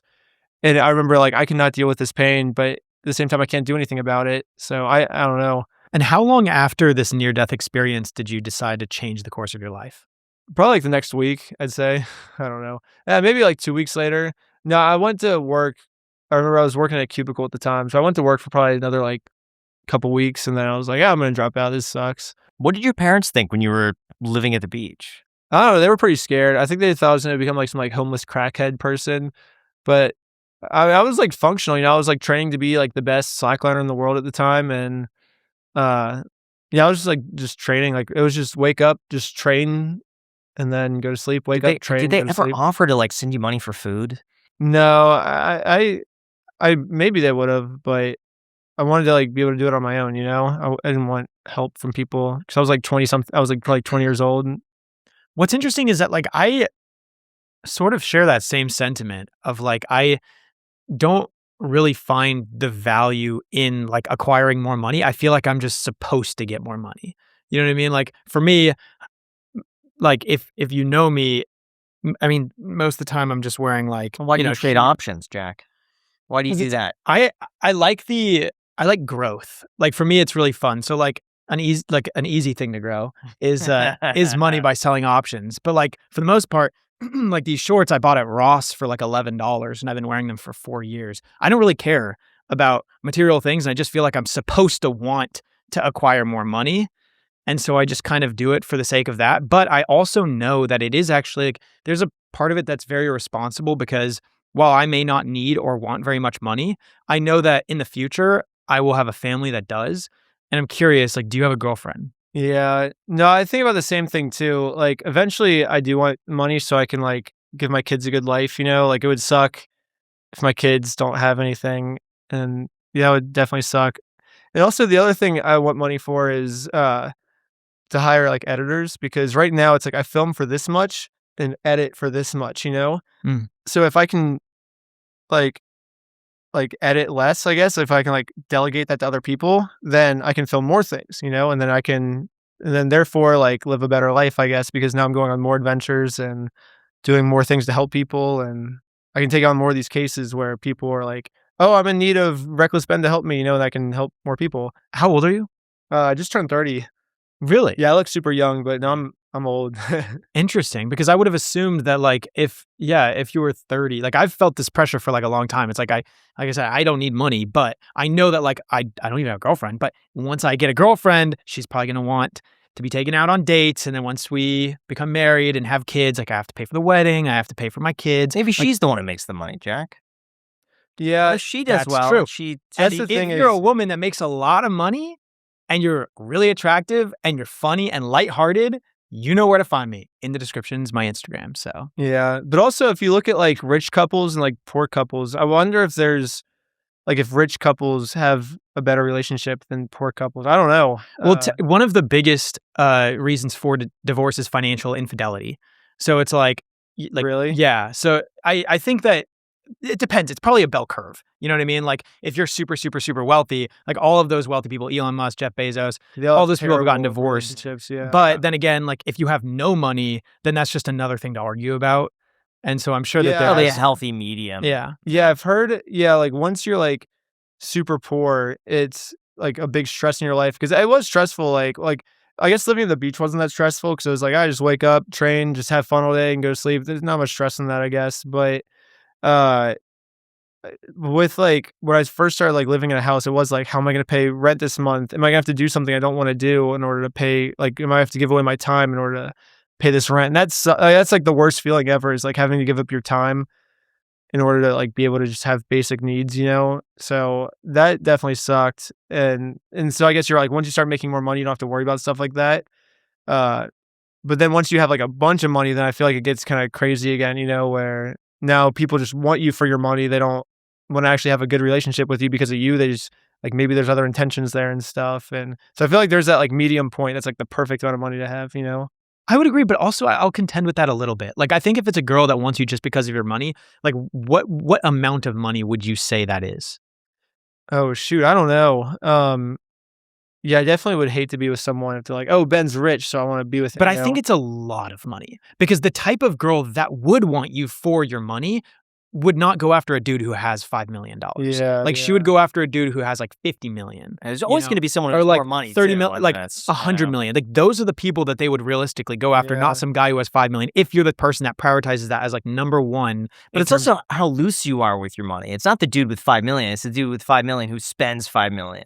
Sure, but he's living like he has 50. Yeah, like the idea sure. is like if you're living like you should, if you have 5, like you're probably not going to get a bunch of women that are chasing after you for your money. But it is probably a good thing, and I could be wrong here. Challenge me if you think I am. That a girl does want the guy, or at least just like the unit in and of themselves, to be able to be financially comfortable. Like that is, Yeah, I would for say, a sure, good value. yeah. Like I don't know. girl- I think more women would be attracted to the dude who's just like sleeping on a sleeping bag on the beach, living his life, having a good time. I think with yeah, the at a younger vibes. age. But I think Then- once you want to have kids, Yeah. like I 'Cause think they the- want the- security. Because the woman too wants the best thing for her family, you know, and the guy just sleeping on the beach isn't going to be able to provide for his family. Yeah, but and- that guy is carefree. He's exciting. He doesn't have any sort of like expectations. That is an adventure. And I think a lot of women would rather the adventure uh-huh. than the cubicle guy. I think they cheat on the cubicle guy with the guy who's going on. Yeah. adventures. Yeah, but I then- don't think. But they're not we- going to get married to the guy who can't, like, Yeah, financially yeah. support their kids. Yeah, but do you I want to agree be the dude that the girl's just gonna like settle with to marry? Like, is that which life would you rather live? Us three, I think, need to figure out what goes Well, on in women's my- face. We know what women want. Yes, They let's want- yeah. 3 men. Yeah, determine yes. what's We going know. on. Yeah. Well, my mentality is I want to be happy with no money, and if that's the case. But then once I get money, that's like the sprinkles on top. You know what I mean? Right. So it's like I don't want to not have money. You know, like now that money's coming in because of this Lego thing, it's like awesome. You know, I'm like super happy. But it's like I don't need that. You know what I mean? It's just like the extra on top. Like I'm already happy without the money, and now I don't need the money to be happy. Because I think what happens a lot of times is people are like, oh, once I get rich, then I can be happy, and then they get rich and they're not happy. You know? But I'm already happy. So now that I'm like starting to like see money come in, it's like, well, now I can be happy with that too, you know? I agree with you fully on that. In high school, I was very, very, very happy. Like running cross country, I had like my core group of friends. I loved life. And then like I started working really hard and I started making good money at like the age of 21. I'm 27 now. So I had like 6 years of like aggressively saving. Like I really never spent more than 5 to 10% on like personal things. Obviously I had like other expenses like mortgage and whatnot, but like on personal things, I hardly spent any money. The problem is that once you, like I save so aggressively to develop a nest egg, but once you have a nest egg, then you have something to lose. And so like, yes, it may be fun like in the beginning, but after you like grind and scrimp and save after a certain amount of time, I've noticed that like maybe the relationship with money can actually get a little bit less healthy because you're worried about losing it. Huh. Yeah, it's interesting. I haven't ever gotten to that point yet, really, but I think now it really makes a lot of sense why you're not bothered by a lot of the things that have happened to you, like getting arrested, these lawsuits. If you got sued, you have nothing to lose. Yeah. Look at Yeah, it's like going from where you were and you were happy living on the beach, going day to day, essentially. It's like now you getting hit with a lawsuit. It's like, who cares? who cares? It's nothing. Like your worst case scenario is you go back to doing what made you happy to begin with. Yeah. No, I think the same thing. Yeah, for sure. people that like it takes at least somewhat of a while to earn money, like not just like 1 year or 2 years, but if it takes you like 5 years to like have somewhat of like a nest egg, they're very scared of losing it. But that's because they did something they don't like to get that money, I think.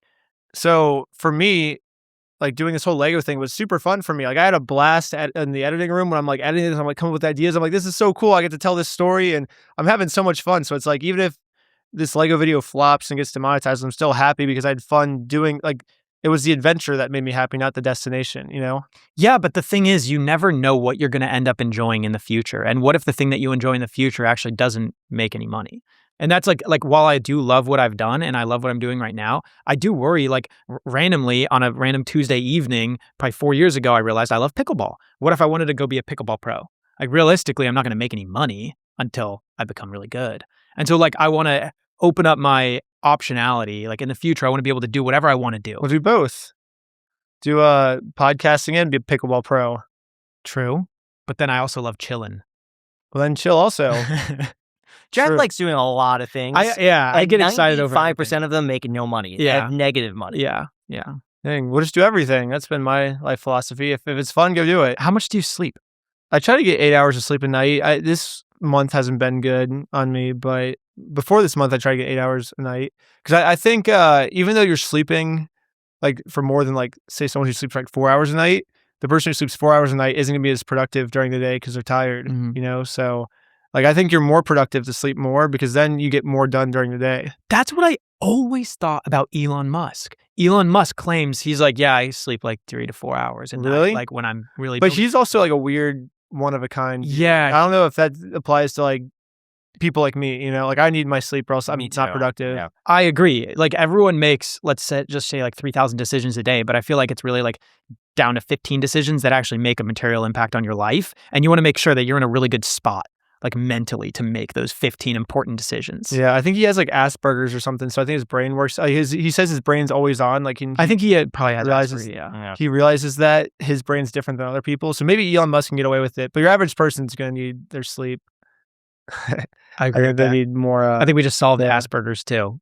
Actually, no, we didn't solve that, but we did solve lack of productivity. You just need more sleep. How much money have you raised so far for your legal defense? Well, the GoFundMe is at $500,000. So the plan is obviously Brian's first priority. Let's refund him, get him his legal fees. Because why are they going to sue Brian? Mhm. Like, why are they going to steal from him and then sue him? That makes no sense. So let's get him legally protected. Then I'm probably the second priority. Because if I get sued, I can't make any more videos on them. And I know the public definitely wants to see more videos coming out. So me and my friends were probably the second priority. And then after that, I still think there's a lot of money left after that. So we're giving it to all the franchise owners because we've seen a pattern of Brandon and Josh, the same people that took over Crystal's store. They do the same thing where they like don't let them pay money or something. And then they're like, oh, you broke your franchise agreement, you know, like, or they'll do something that they got approval for. And then they steal the store from them and they steal their life. So say I'm just some like small business owner, like, I want to start my own bricks and minifigs. I'm going to invest my life savings. Like a lot of times it's like $400,000, $500,000, like $500,000. I pour this into this business and then corporate just steals my whole store from me and I get nothing in return. Like that sucks, you know? Why would someone open a franchise of bricks and minifigs? Why not just open up your own store and just because call it before this, something else? Bricks and Minifigs was before my video on them, they were a very, very respected company. So say I open a Bricks and Minifigs, yes, I have to give them 6% to use their brand name, but I might get 15 to 20% more customers because Bricks and Minifigs is a well-respected name in the community. And so if I open up Bricks and Minifigs, more customers are going to come in, because it's a trusted name. It's like the reason people buy like Cheerios rather than the off-brand, just because it's even though it's basically the same product, it's literally the same like ingredients and everything. But I want to buy Cheerios because it's the main brand. I'm familiar with that brand, Now, since a lot of these stores, though, are independently owned, how do you feel for the people who are not involved in this at all, who have just operated honestly? Hey, by the way, really quick, if you want extra content just like this, as well as early access and a bonus post show posted every single week, including an extra conversation with Ben that's almost an extra hour long, feel free to join as a channel member to get immediate access to all of that, as well as early access to everything else that we post, along with priority responses to all of your comments. So if that sounds cool, feel free to join. Would love to have you on board. Thanks so much. We'll get back to the podcast now. How do you feel for the people who are not involved in this at all, who have just operated honestly? Yeah, it sucks because they did nothing wrong, and corporate making the decisions they've made is what's screwing them over. And so that's why, with the rest of the GoFundMe money, we're trying to get them all lawyers so they can sue Bricks and Minifigs for basically like, hey, you guys, like, we paid you money to have a good brand name and you're destroying the brand name. So can we like sue them so we can like change our name? Let's just say Bricks and Minifigs doesn't have any money to pay out, and all these franchise owners get together, then they're going to be throwing, basically just burning money into a black hole because there's nothing to collect. Yeah, what I think they want right now is not necessarily money, because they've experienced like 2 weeks of like no sales, which at the end of the day isn't like that. It's bad, but it's not like closing down their store bet, so it might be, depending on how some of these franchises are operating, because their expenses of employees and rent and utilities, and there's a lot that goes on, my guess, behind the scenes, where if they don't get business for probably 1 to 3 months, I bet a chunk of them. Well, we're working right now to get them all lawyers so they can change their name from a Bricks and Minifigs to like their own like small business, like their own Lego business, like you were saying, and that way they can disassociate from the brand and they don't have a bad name anymore. And I the whole time I've always been saying too, like, these are independent franchises, like they have nothing to do with what corporate says. Like, yeah, they're paying corporate money, but they got into this contract before, when they thought that Bricks and Minifigs was a reputable brand that doesn't steal from old people, like they didn't sign this contract with saying like, oh, for the next 10 years, I'm going to give you like 6% of my royalties, if they thought that they stole from old people, so all that information came out after they signed the contract. And now they're locked in these contracts and they have no choice. They can't talk bad about it, or else they get their source seized and their life savings gets taken, and now they can't provide for their family. And so it makes total sense, like, why these franchises did this. And so I've always been saying, like, don't go out and harass the franchises and everything. And like, it makes total sense. Like, they're not supporting this theft that happened. They're just trying to have their own local store, like going and harassing this innocent store. There's nothing to help the problem. So who's the main bad actor in all of this? I think there's the McNeff family is the CEO who, I guess Brandon and Josh technically are the ones that got hired by Bricks and Minifigs. So they're all working together. It's the McNeff family and Brandon and Josh. And they like to say that they're separate, that they have no relation to each other. But we found out, someone dug in the newspapers from like the 1990s or something, and Josh and the CEO actually went on a Mormon mission trip together. And when you're on a Mormon mission trip, like you're not allowed to separate rooms for like 3 months or something, or 2 years. I don't know how long Mormon mission trips are, but from what I've heard, you can't even shower because they're afraid you're like doing sinful things in the shower. So you have to shower with the door open. So there's no privacy when you're on your Mormon. So these guys are closer than any two human beings can be, pretty much. And it's funny now they're saying like, oh, we're completely separate. Like we're not working to, so it is kind of just like one entity of these people. Like they're just this. So it's Brandon, Josh, and the McNeffs. The McNeffs are the CEOs that hired Brandon and Josh to take over these stores illegally. And yeah, so I guess that's who it is. And then the police department as well. Yeah, I mean, there were some cool police officers. But then they lied. I mean, they changed the story. Like, they have no goal of making things right. It's just protecting them. Yeah, it's hard to tell who the good police officers and bad police officers are. Like, there were definitely some good police officers who would, like, in the body cam, you can see they're, like, pushing back. They're like, wait, we can't do that. It's illegal, and and they're like fighting back for like us, like behind the scenes, which you can see in the unredacted footage. But most of the police officers, I feel like, kind of sucked. Yeah. Speaking of that, why did so much footage get redacted? And then how was some of it leaked? I don't know. I'm still trying to figure this out, but so I was like pissed off when they just redacted everything. And then it turns out that some of it was just them turning off their body cameras during the most important parts. So even with the unredactions, they're still like the most important parts, like right before I get, like they find out the court case is real, they turn off their body cam for like 10 minutes and then they arrest me. So it's like, what happened during Is those that 10 minutes? legal to turn off your body cam? I don't know. Maybe. It seems like it defeats the entire purpose if you could just turn it off. In at, like, Oregon, the they key don't even use moments. body cams, so it's every state's different. Yeah, we could look that up. I don't know. But yeah, during all the key moments, they turn off the body cams. Same with the heroin incident. Like during all the key moments, they turn off the body. So even in the unredacted stuff, it's like we still can't find out. But all the stuff that got redacted, I kept arguing. I was calling with them for like 2 months, probably like every day. Like, hey, like, can we get this unredacted? And they're like, oh no, it's protecting the victim. I'm like, but he's making claims about me. Like, if I'm being charged with these crimes, don't I have a right to know what I'm being charged for? And they're like, yeah, but if we tell you, then I actually show up to court and I'm like, I don't even know I'm in court right now. Like, you guys redacted all of the claims against me. Like, can you guys please tell me why I'm here?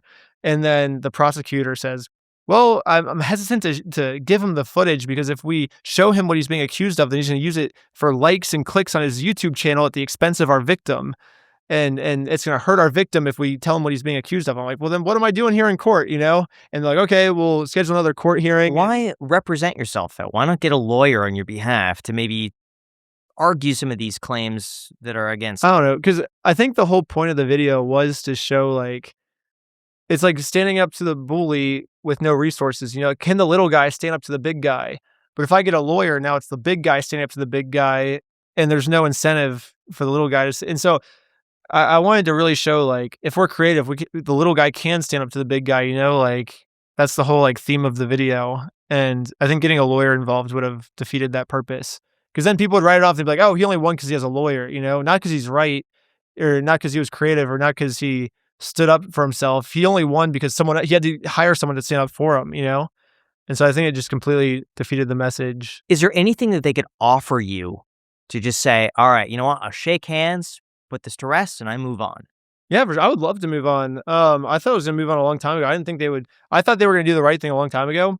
First, they have to look at, like, give us the inventory, because they still haven't given us the inventory yet. That way we can see where the sets are, Still haven't done that. Second thing, probably like end the lawsuit against us, because like that's just silencing criticism, So like stop that. That sucks. Well, I guess basically if they said they were sorry, they would end the lawsuit, because by them doing the lawsuit, they're saying like, we want to silence you. The next thing would be, I think I want them to do the chicken dance. I think that would have them show they're sorry. I think that's something we said in one of Who our does videos. the chicken dance? I think all of the bad people like Bricks and Minifigs that caused Brian harm, and the American Fork Police. I think if they did the chicken dance, that would show that they're sorry. And What is it? What is the chicken dance? I don't know, but I think you probably look it up on YouTube. Probably Okay. You go like this or something. You go like this. Flap your wings. Yeah, because we had it in the contract that they signed. So they signed they have to do it already. But yeah, I think that would be like a good way to show them that they're wrong and that they're sorry. I think that would be proof that they're sorry for me. Yeah. Would you like them to be sent to jail? No, I don't think anyone deserves to go to jail, except for like maybe like murderers and like rapists and stuff. Well, it depends. I think jail. I don't like jail as like a punishment thing of like, oh, you did this bad thing, so now as punishment you're gonna go to jail. I think that sucks. I think if anything, that just makes the problem worse, because don't people that go to jail come out even like worse people, So I think jail though is effective at holding someone back from doing something bad. Instead of they're like killing people, right? By sending him to jail, you're gonna save people's lives, because now he's not out on the streets like people. So if Bricks and Minifigs looks like they're gonna keep doing this to people and like keep stealing people's like life savings, how there's a pattern of them doing this to multiple franchises. If they're gonna keep this pattern of behavior without any sign of improvement, then jail might be a good way to keep them away from the public to keep screwing people over. You know what I mean?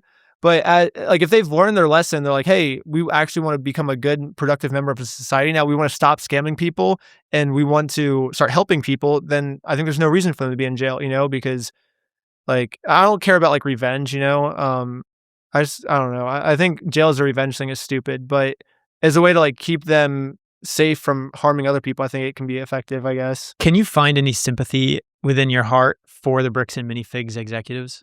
Right now, no. I've tried so many times. I guess if they're willing to talk to me, I'd still be down to talk with them. I think it'd be so funny.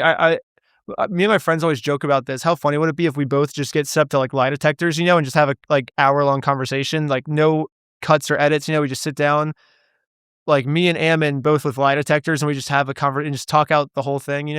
I think that would solve a lot of problems because then we know if we're lying or not. And because every time I've tried to talk to him, he just lies and he's like, "Oh, we already sent the inventory list. We already reimbursed Brian. We already did all this stuff," and it's like.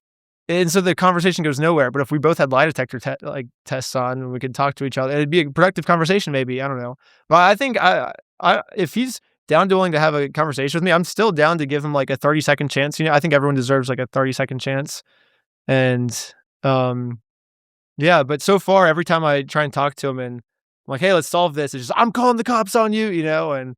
Like, if you want this back, you got to sue me, but it's not going to be worth it for you because then you're going to lose even more money, and so that's what every conversation with me and him has been like. So, yeah, I mean, so at this point, it's kind of like, oh, I've given you every chance. Like, at this point, you've screwed yourself, but I'm always willing to help him get out of his situation. How do you predict this will all end? Shoot, I think he's going to destroy his whole company. And I think he's not going to admit he's wrong. I think even like we'll keep saying like, hey, we'll work with you, and we'll try to make things right. He's not going to accept it. He's going to destroy his whole company. I think the franchises will all be forced to rebrand to something else and hopefully survive this, I guess, is the goal. Because now it's kind of getting to the point where it's like, okay, like we've already destroyed corporate. Like, how do we save the franchises now? And I think the only way to save the franchises is to have them rebrand to their own thing. But what are the biggest lies being told about the story right now? I think the first one is that they tried. So Bricks and Minifigs' main narrative right now is we tried to give Brian his Legos back. Brian just didn't want him back. Like we tried to give him the inventory list and show all this, but he didn't want it. And in my third video, I have that footage of them saying that. I think he said it on every single podcast he's been on, every single news station he's been on. He said it every public appearance he's been on so far, which is like probably at least like 6 or 7 at this point. That's the main narrative they're saying. And then in my video, it just cuts straight to their like email thread. And Brian's like, can I please have my stuff back? And they're like, we have no obligation to ever give you your Legos back. This matter's closed. And he's like, well, like, can I please have them back? They're like, nope, we're not giving them back to you. Like, you are not getting the Legos. And then they go on Fox News and they're like, we tried to give him his stuff back, but Brian was the one that didn't want it. And it's like, well, like, obviously, like, I don't know. It's just, there's evidence, and then there's what Bricks and Minifigs is saying. The two things just don't match. Is anyone believing Bricks and Minifigs? No, because they have no evidence. If they would provide evidence, then maybe people would believe them, but they can't because it's everything. So even on like the news stations and stuff, is there any pushback, or are they just like going with it? The news stations are kind of just going with it. They're kind of just like, okay. Like, if you say so, okay. Because I think the news stations don't really know the story that well, and they don't really, they're kind of just trying to like hear his side, which is good for news stations to do, because if they push back, and Bricks and Minifigs would be like, oh, they're pushing back. Okay, this is a hit piece on us. Let's not do any more. So it's good what they're doing, because they're getting them to talk. So I'm all for it. Like, they're not pushing back. How do you balance your videos with like escalating things? Because it seems like sometimes you'll do something and it just escalates the situation instead of, settles it, calms it down. I don't know. I always start with the calm thing, and then I feel like you're right. I'm very strategic when it comes to, I think. So like first I went in, very politely asked, I'm like, hey, one of my friends has his Legos in your store. It's like a big Star Wars collection. She's like, get out right now. So I always let them like ask. It's Was like that your first interaction with her? Yeah. And then within literally 15 seconds, she's like, get out. I'm being harassed. I'm like, well, I'm not like harassing you. I just politely asked.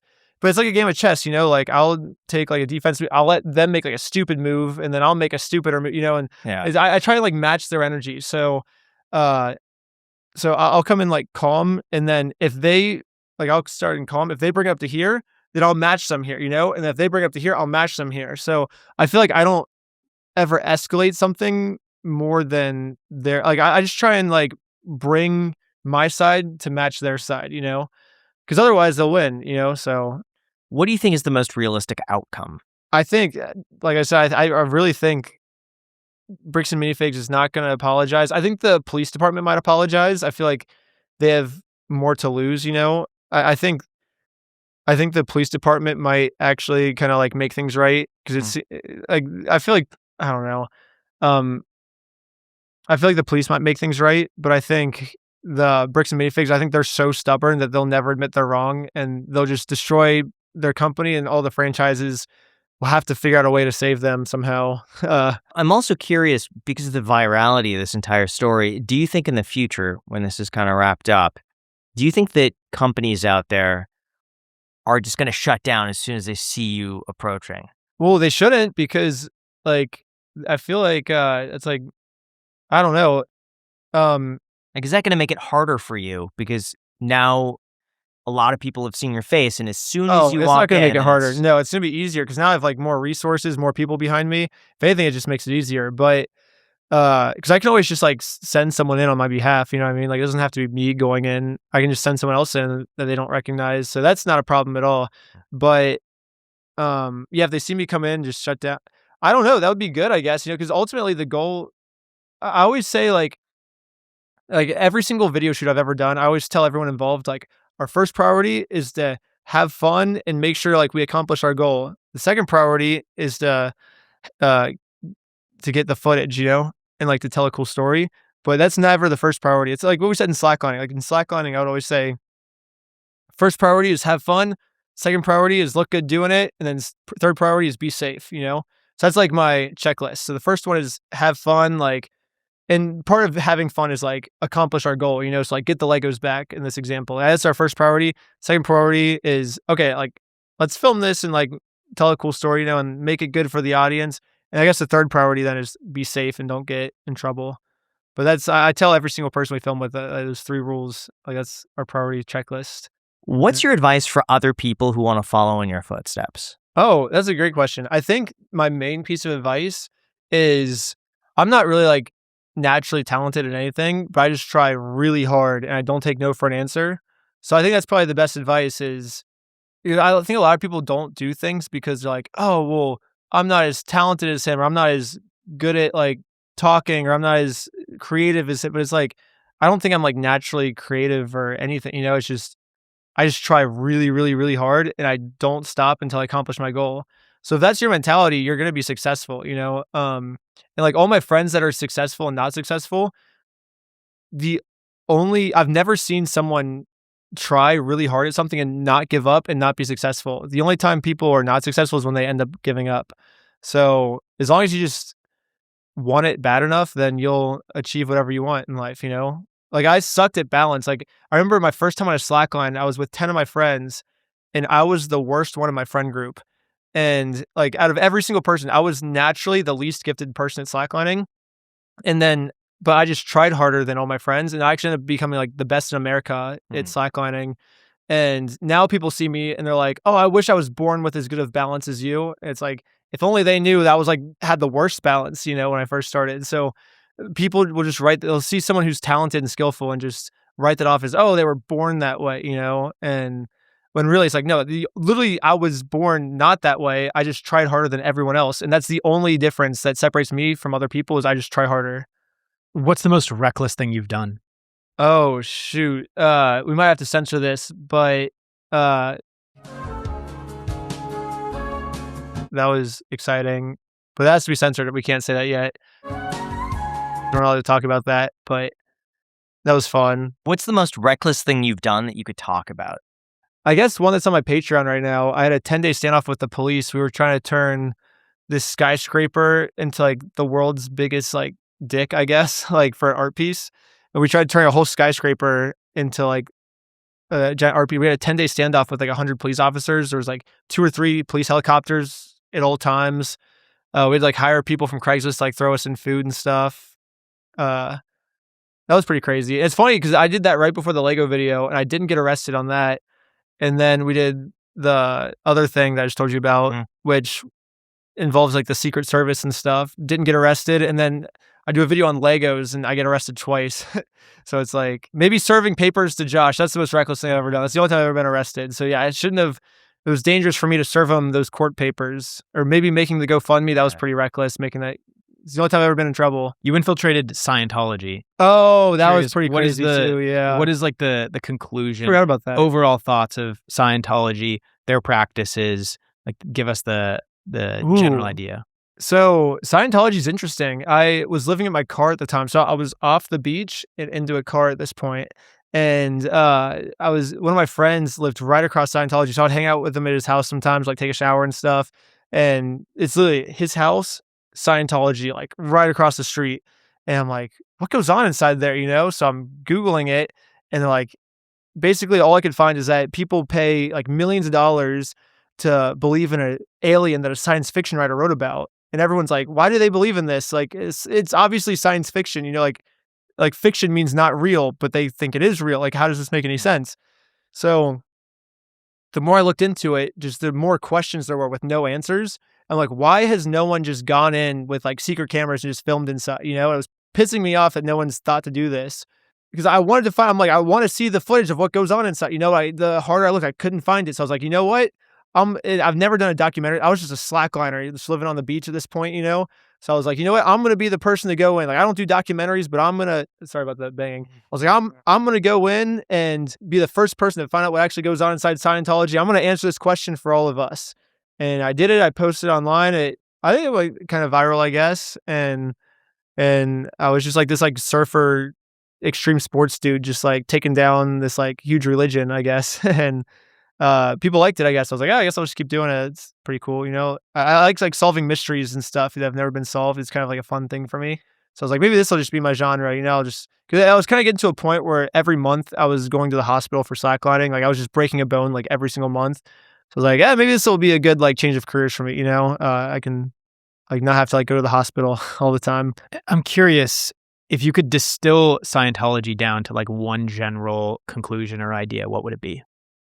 I think they've hijacked how the brain works. So our brains aren't really always the most logical. Like, we only remember things the way we last remember them. Like, our brains are like very flawed. And I think they take advantage of that and put like false memories in people's brains and stuff. And so that's how they can get people to believe in things that aren't true. How do you put false memories into someone's brain? So for me, what they did is they had me start with like a story that was true, and then they would have me keep repeating the story with, I had no breaks, no food breaks, no bathroom breaks for 10 hours. And I'd repeat this like 3-minute story over and over for 10 hours. And they would change the story like this much each time. So they're like, say it again, but like say it more, like exaggerate this, you know? And so if your brain repeats a lie enough, it's gonna think it's true, because you just literally are rewiring your brain. Your brain's like a muscle, so you can rewire it, you know? And so you will literally believe that a lie is true in your brain if you say it enough times. And What if it's a positive lie? What if it's an improvement? Like, they could make you think That's how they that you are start, like the yeah. most successful person in the world. You are talented at everything that you do, and you walk out of it thinking, "Oh man, I got this amazing confidence," and then it spirals into. That's how they start. Yep. So they start with that's what they did to me. The story I told them was about my broken neck. So it was like probably one of those like scary moments in my life, because I almost died. And then they turned it into a positive thing for me. And that's how they get you hooked. They're like, oh my gosh, like I turned this negative memory into a positive memory. Like, Scientology is the best, you know? And so that's what gets people hooked.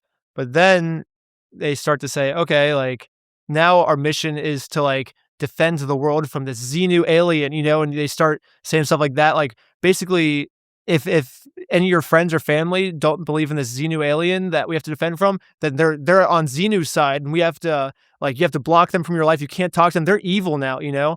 And also you have to give us all your money. Like, you saw what happened to the Braille skateboarding guy. Oh, No. did you see it? Oh, he was this huge YouTube channel who basically Scientology took over his life. He had like fire all his employees. He had a warehouse just like this with like huge, giant skate park. It was helping the community out. He had to sell it, give it all to Scientology to fight Xenu. It just destroyed his whole life, basically. So it starts out positive like that. You're right. And it's like doing heroin, you know, like maybe doing heroin gives you a good feeling, when you first start, you're like, oh, this is great. Well, I should just always do heroin, but then you can see it ruins your life. If you like, no heroin addict's going to be happy they did heroin, even though the very initial stages of heroin might be positive, but then it just destroys your whole life. I totally forgot. We have like a standard content release. Oh yeah, with this. Yeah. Oh, Yeah, thanks. nice. Oh no, I'm signing without reading it. You guys, oh Jack, you just say I owe you $5,000 for every police officer called. No. Oh, It's probably cool. the last thing here. You should trick someone sometime and make him sign something like really weird. That would be a good idea. That would be funny. Yeah. So the latest update, I just want to get your reaction on this, and I'm going to read it to you. This is the Bricks and Minifigs requested I share this latest statement. Wait, really? So Internet Anarchist did a video. Oh, I haven't seen it yet. So Nice. you'll get This is your new. real reaction to this. This is their official statement. We have worked diligently to resolve the Mansell collection issue. This is an isolated and unfortunate incident related to a single location and does not reflect the integrity of more than 300 other franchises. I agree with that. Yeah. Much of the reporting on the issue includes inaccurate information, most notably the collection's value, which is far less than the reported $200,000. Yeah, it could have been. I think they said the thing that was on the set was about 107,000, 120 at the most, plus maybe some more sets that weren't included on that list that Crystal didn't put on that inventory. So maybe it was around 150,000, but yeah, I guess that excuses it. They only stole 100 something thousand, not 200,000. They're good. Yeah. Okay. Yeah, we can let them off for that. At no point did we make any legal attempt to seize the Mansell family GoFundMe account, nor did we I was on the phone with GoFundMe. GoFundMe told me they did. nor did we ever approve consignments as an authorized sales process. Again, that's between Bricks and Minifigs and Crystal. That's not that doesn't excuse for them to steal Brian's stuff. Following a thorough legal investigation of this matter, we have determined this location operated in contrast to corporate's procedures and expectations for franchisees. As a result, we have implemented 3 immediate changes across all of our locations, including more rigorous record-keeping and inventory management, That'd be good. transparency in the buy, sell, and trade process, and comprehensive staff training on professional conduct and corporate protocols. My experience with Bricks and Minifigs is they say they're going to do something and they don't do it. That's what the history shows.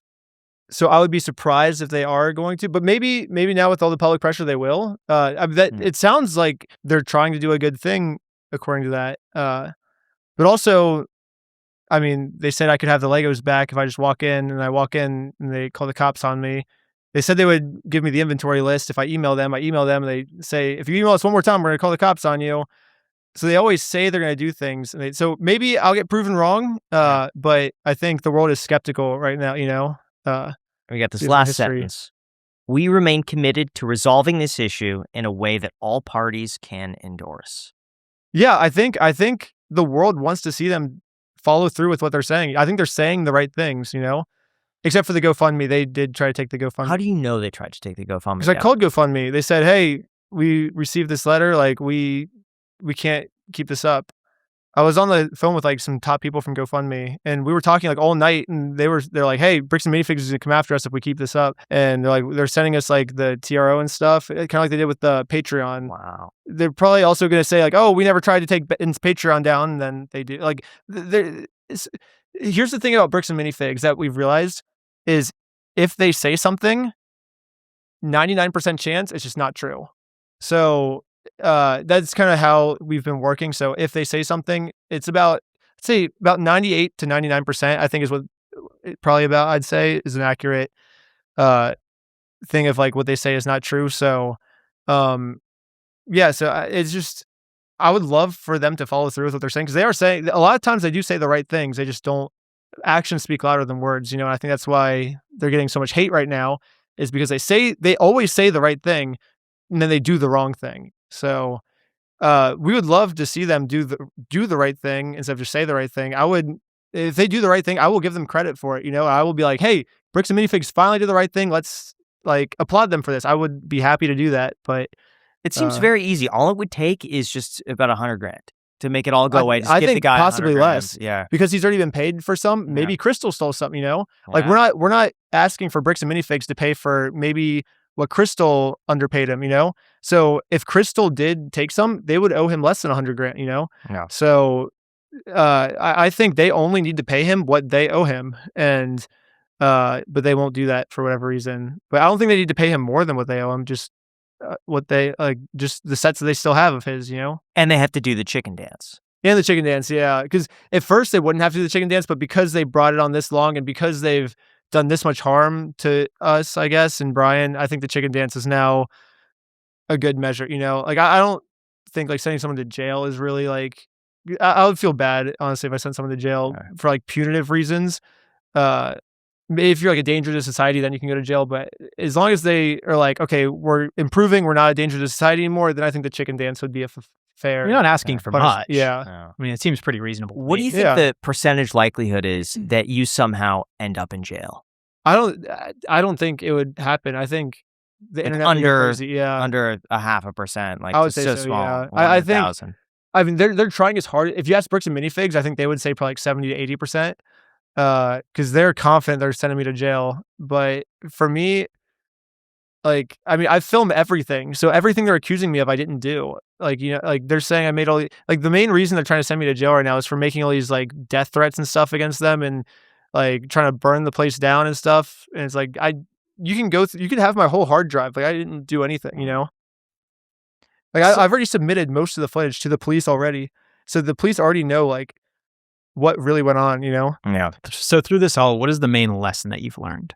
Ooh, I think the power of the internet is kind of underrated. Like, because you can, I think a lot of people are like, oh, I'm scared that I'm like to do the right thing because like maybe I'll get sued and stuff, you know? But like, if you have the power of like public support behind you, it's kind of one of those powerful things in the world, you know, like we're kind of doing what to this corporation, what they were doing to Brian in a sense, you know, like, oh, we're going to win because we have more power than you. And now with the power, the internet's kind of doing that to this company, which is crazy that the internet has that much power now.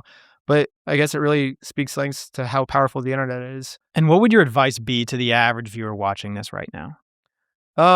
First off, don't harass the stores. Like we're actually trying to help the stores right now because they are suffering because of something that's not their fault. So they're kind of in the same situation Brian was in. You know, Brian was suffering for something that corporate Bricks and Minifigs was doing, something that wasn't his fault.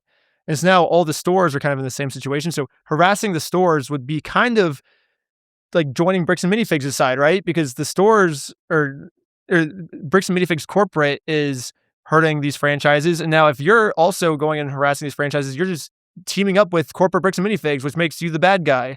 So I'd say, first off, don't do that. I want to help these franchises, not hurt them, you know? I think they're innocent and we need to do whatever we can to help them.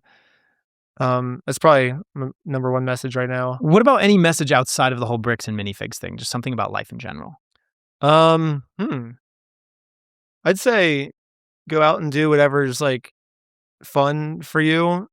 And I think like I'd say if you want to improve your life, probably just sit down and think like, what truly makes me happy? You know, like for me, it's like helping people and like having fun adventures with my friends. So that's what I do with this Lego thing. You know, I'm like, I get to help someone and I get to have fun adventures with my friends and we get to experiment and do cool things. And so I'm like, that's what makes me happy. So I'm going to go out and do it, you know? And I think if you truly do what makes you happy, then life will reward you. And now I'm finally seeing monetary benefits for it too. So I think it's just the best way to live life, I think, is find out what makes you happy and then see if you can make money doing it. And we'll also just let you know like however much it is that you owe us. So if you could just send that via wire, that'd be great. I should have read it. No, I was joking about it. What's it say? Oh no, I sent it being recorded. Is there a funny thing? What's it say? Every time I say yes, yeah, or nope. 5,000. Oh, you got me. Well, it's a legal contract, so I guess I gotta do it. It's the what's it called? The duty to read contracts law. Take this. I have a like Nathan Fielder. I have a duty to read contracts, and I didn't read. I had a So duty it's to read it. Every time I say yes, yeah, no, or nope, I owe the iced coffee hour $5,000 per occurrence. Each individual instance is billed separately and the amounts are cumulative.